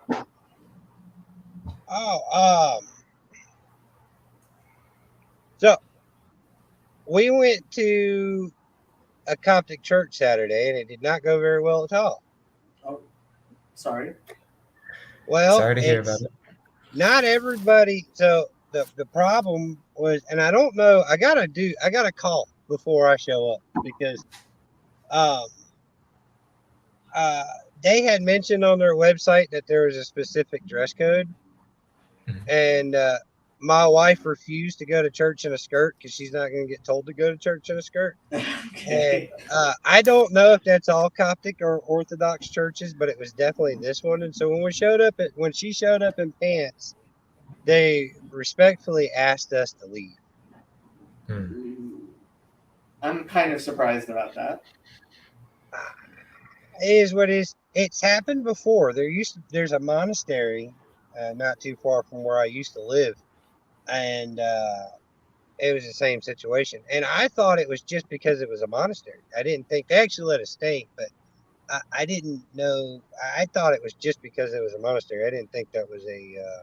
Most places would give you a sort of wrap to wrap around your legs. That's what most places do. Well, she had pants on. I mean, so Yeah, but the reason for the dress code is that supposedly like the pants are too form fitting. So like when we went to an Orthodox church with the Chino group, Sandy, they gave her like a shawl. She only had jeans, and they gave her like a shawl to wrap around her waist. So we chose to not go to the Russian Orthodox Church till I call somebody and find out what if it's. My wife is an independent woman. She's not going to get told what she can and can't. Honestly, there are pants that are loose enough that they look like skirts. That's what a lot of Orthodox Jewish women who prefer pants wear. Is they're pants, but they're loose enough that they look like skirts. I need to dig into it more. I'm very interested. I definitely need to dig into it more. Do you have the name of the Coptic church that you went to? Yeah, I can send it to you. Yeah, I'm surprised first time, like asking people to leave. That seems a little bit. I have to say, like some ethnic churches, some depending on who it is, sometimes they're very very ethnically tight knit, and like if you were Egyptian or spoke Arabic or something, they wouldn't so much mind. But like somebody who comes in who's doesn't speak Arabic, and like people might not be incredibly. This was my biggest concern with Andrew joining the Coptic Church was whether he would be able to find a nice Coptic girl to date and marry. It's not that big of a deal. There's only 2 Coptic churches in my whole state, from what I can see. There's mostly Russian and Greek Orthodox. Yeah. Yeah, the Russians will probably be nicer. I'm sorry. And I have to wonder if the actual priest was it an actual priest who asked you to leave, or was it somebody No, else? we got greeted at the door. I didn't even make Yeah, I'm thinking the priest might have been nicer than the people greeting you at the door. No, they were respectful. They were very respectful. Yeah, but you driving up there and then them telling you to leave is kind of that's a bit. Yeah, that it is. Yeah, that's not like even like at an Orthodox synagogue. Like, yeah, they'll ask you to leave, but it won't be because of the dress code. They'll say it's because of the dress code, but it won't be because of the dress code. It'll mostly be because we're scared. Well, I mean that could be we're in the South and I pull up in a lifted 4-wheel drive truck and a bunch of people crawl out. And yeah, and you have to. I mean, so I don't know. Yeah, It's still their job. It's still their job. I don't want to. I don't want to put something on somebody I don't know. So I just know. Unfortunately, it was a bad experience. But it's oh well. I'll figure it out. But there's a caveat to that. Since services are so crazy now, what times they do them, I managed to take my wife to a non-denominational church Sunday morning before church at Baptist church. So that, and she seemed to like that pretty good. So. Okay. Yeah. I mean, frankly, like, it's really important to be a member of a church. It's really important to be a member of a church. And if there's nobody else around who has the precise beliefs that you do, it's still important to be a member of the church. That's my thinking. I'm a member of a church. It's just unfortunately all the churches are dying. So trying to find church that has the non-denoms are the fastest growing. So yes, I gotta tell you, it was strange. I've never seen a rock concert at church before. Yeah, that's the downside. Nuts. What's all these lights and stuff? Talk about memorized. But it wasn't bad, and that's the other thing around here. All the non-denominational churches are the ones who have the private school, and that's something else we're seriously pondering, especially for our youngest, is the private school. Schools. Yeah, frankly, I mean, I'm sure schools in your area aren't as bad as schools in Los Angeles, but I don't know if I would be sending my kid to a public school. I mean, I probably wouldn't, but honestly, it's the biggest question is the other parents, how involved they are in their kids' education, and because if all the parents are involved in the education, then the teacher's not doing something that is like, all the parents are going to be like, hey, what are you trying to teach? So you're not the only one who's watching out for bad theology. So there's two things in my area. So my wife's a school teacher, and the two schools that my son could go to are very burdened. They have a very high, we're talking 75-80% English as a second language population, and I would prefer not take resources from the children who don't have the option but to go to those schools, because one more kid in the classroom is not going to help them, learn any better. That's the main consideration. Well, it takes 7 years. Go ahead.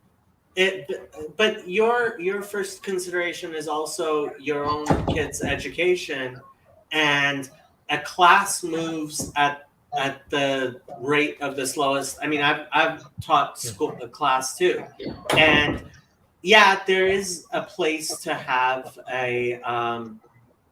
there is a place to be like, okay, we're including other students who have difficulties, but putting your own kid in a situation where it's not necessarily the best learning environment for your kid, that's not an act of charity that you can do. You have to first and foremost be like, I'm the father of this kid, and I'm putting this kid in the best school for him. Right. Well, and the funny thing is private school's cheaper than daycare. So. Yeah. I actually do have to go, but I am going to leave this running for a while if you guys want to talk, and I might come back, but I do have to go.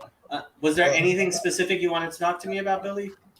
I was just going to give you an update over the weekend, which I already did. So I'm sorry it didn't go well.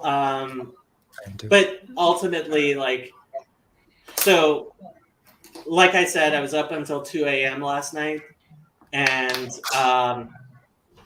it was like I never expected things to fall together the way they ended up falling together last night, and it's like God knows what he's doing. Well, when you have those resources ready for public, let me know. Oh, And that the trauma, yeah, the I'll, if I don't send it to you, remind me, but I will send it to you there, because I looked up for that parent what looked like a good resource, and they had classes you could take as a family member of a child who had sexual trauma. So I have to find it again, but I'll send it to you. I think you can, at the very least, there's stuff you can read. It might be like to 10,000 feet stuff, but they have trainings. But getting into those trainings, I'm guessing, is going to be really difficult. yeah, remember I'm dumb, so You're not dumb. You're actually one of the smartest people I know. But Oh, God. what you know is, like, each of us know what we study and what we deal with on a daily basis. And so, like, I'm dealing with very different stuff than you are, and I wouldn't know. I honestly, I recently learned how to change the wipers on my windshield, um, and I still have trouble. And I did find out how to open up the what you call it, up The front. hood? The hood. There you go. So I know how to lift the hood now of my car. It's I've had it for 10 years now. Huh. 9 years. Well, if it's a European car, it can get tricky. It's a Mazda CX-5. It's a 2000. I bought it in 2014, but it's a 2015 Mazda CX-5. And recently, I've had more and more occasion to actually, like, have to deal with the hood and stuff. Well, they're good. Mazdas make good cars. They're good for about 200,000 miles, and then you start having problems. Yeah, yeah. Well, I have about 90,000 on mine. Yeah. Roger that. Well, I don't want to hold you up, but I do want to bring up something right fast. Please. So I missed yesterday, and I got to do it tonight. But I started reading the Bible and recording it and putting it on my channel. Nice.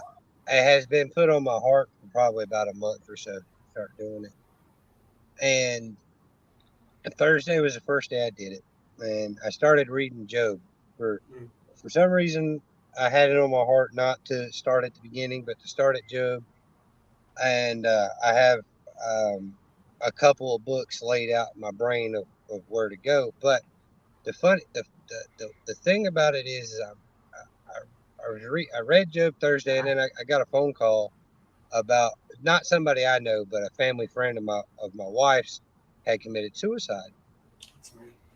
And the next day, I'm reading Job again, and I'm reading Job begging for death. Yeah. And it just connected with me in such a way that had not connected with me before. Yeah. Have you do you know Jess?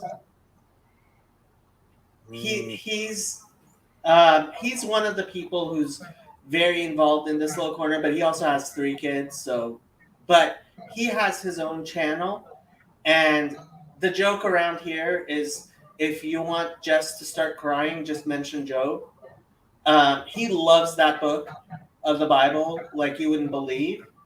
He knows it backwards and forwards. Like, it's it is his book of the Bible. It really is.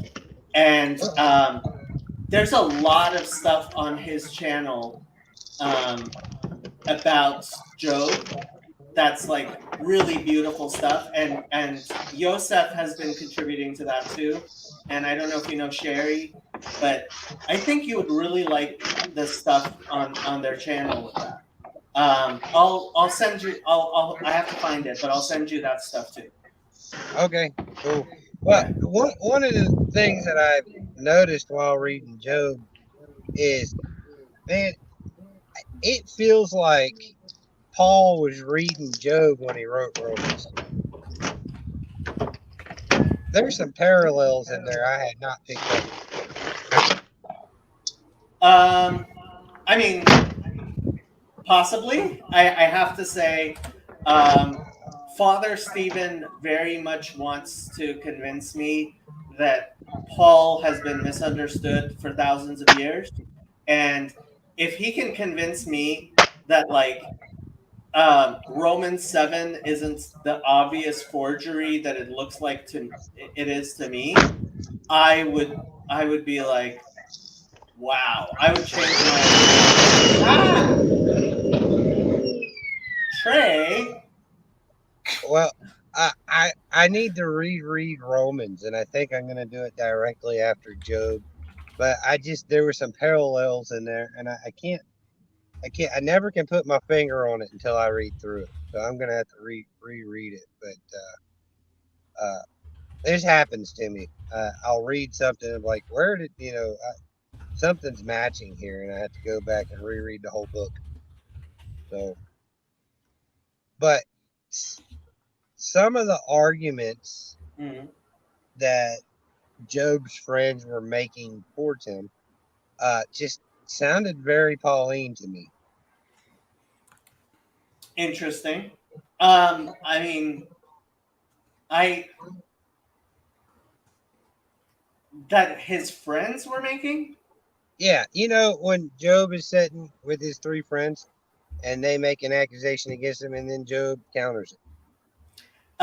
Right. So how we understand Job is the friends of Job were people who were saying things that have truth in them, but they were still wrong to say them.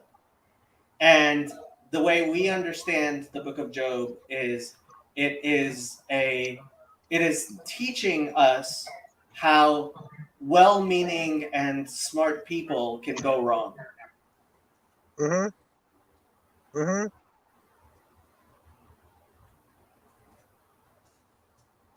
I think you proved my point. I didn't realize that was your point, but okay. That's interesting. Yeah. I'm not bagging on Paul. It's just something I put together. And I am not anyone to discourage bagging on Paul. No, well, I'm not. I want to be respectful to everybody listening. Okay, yeah, I try that too. No, you don't. To some extent. Okay, I am going to end this broadcast because people are leaving and I have to leave too. Yeah.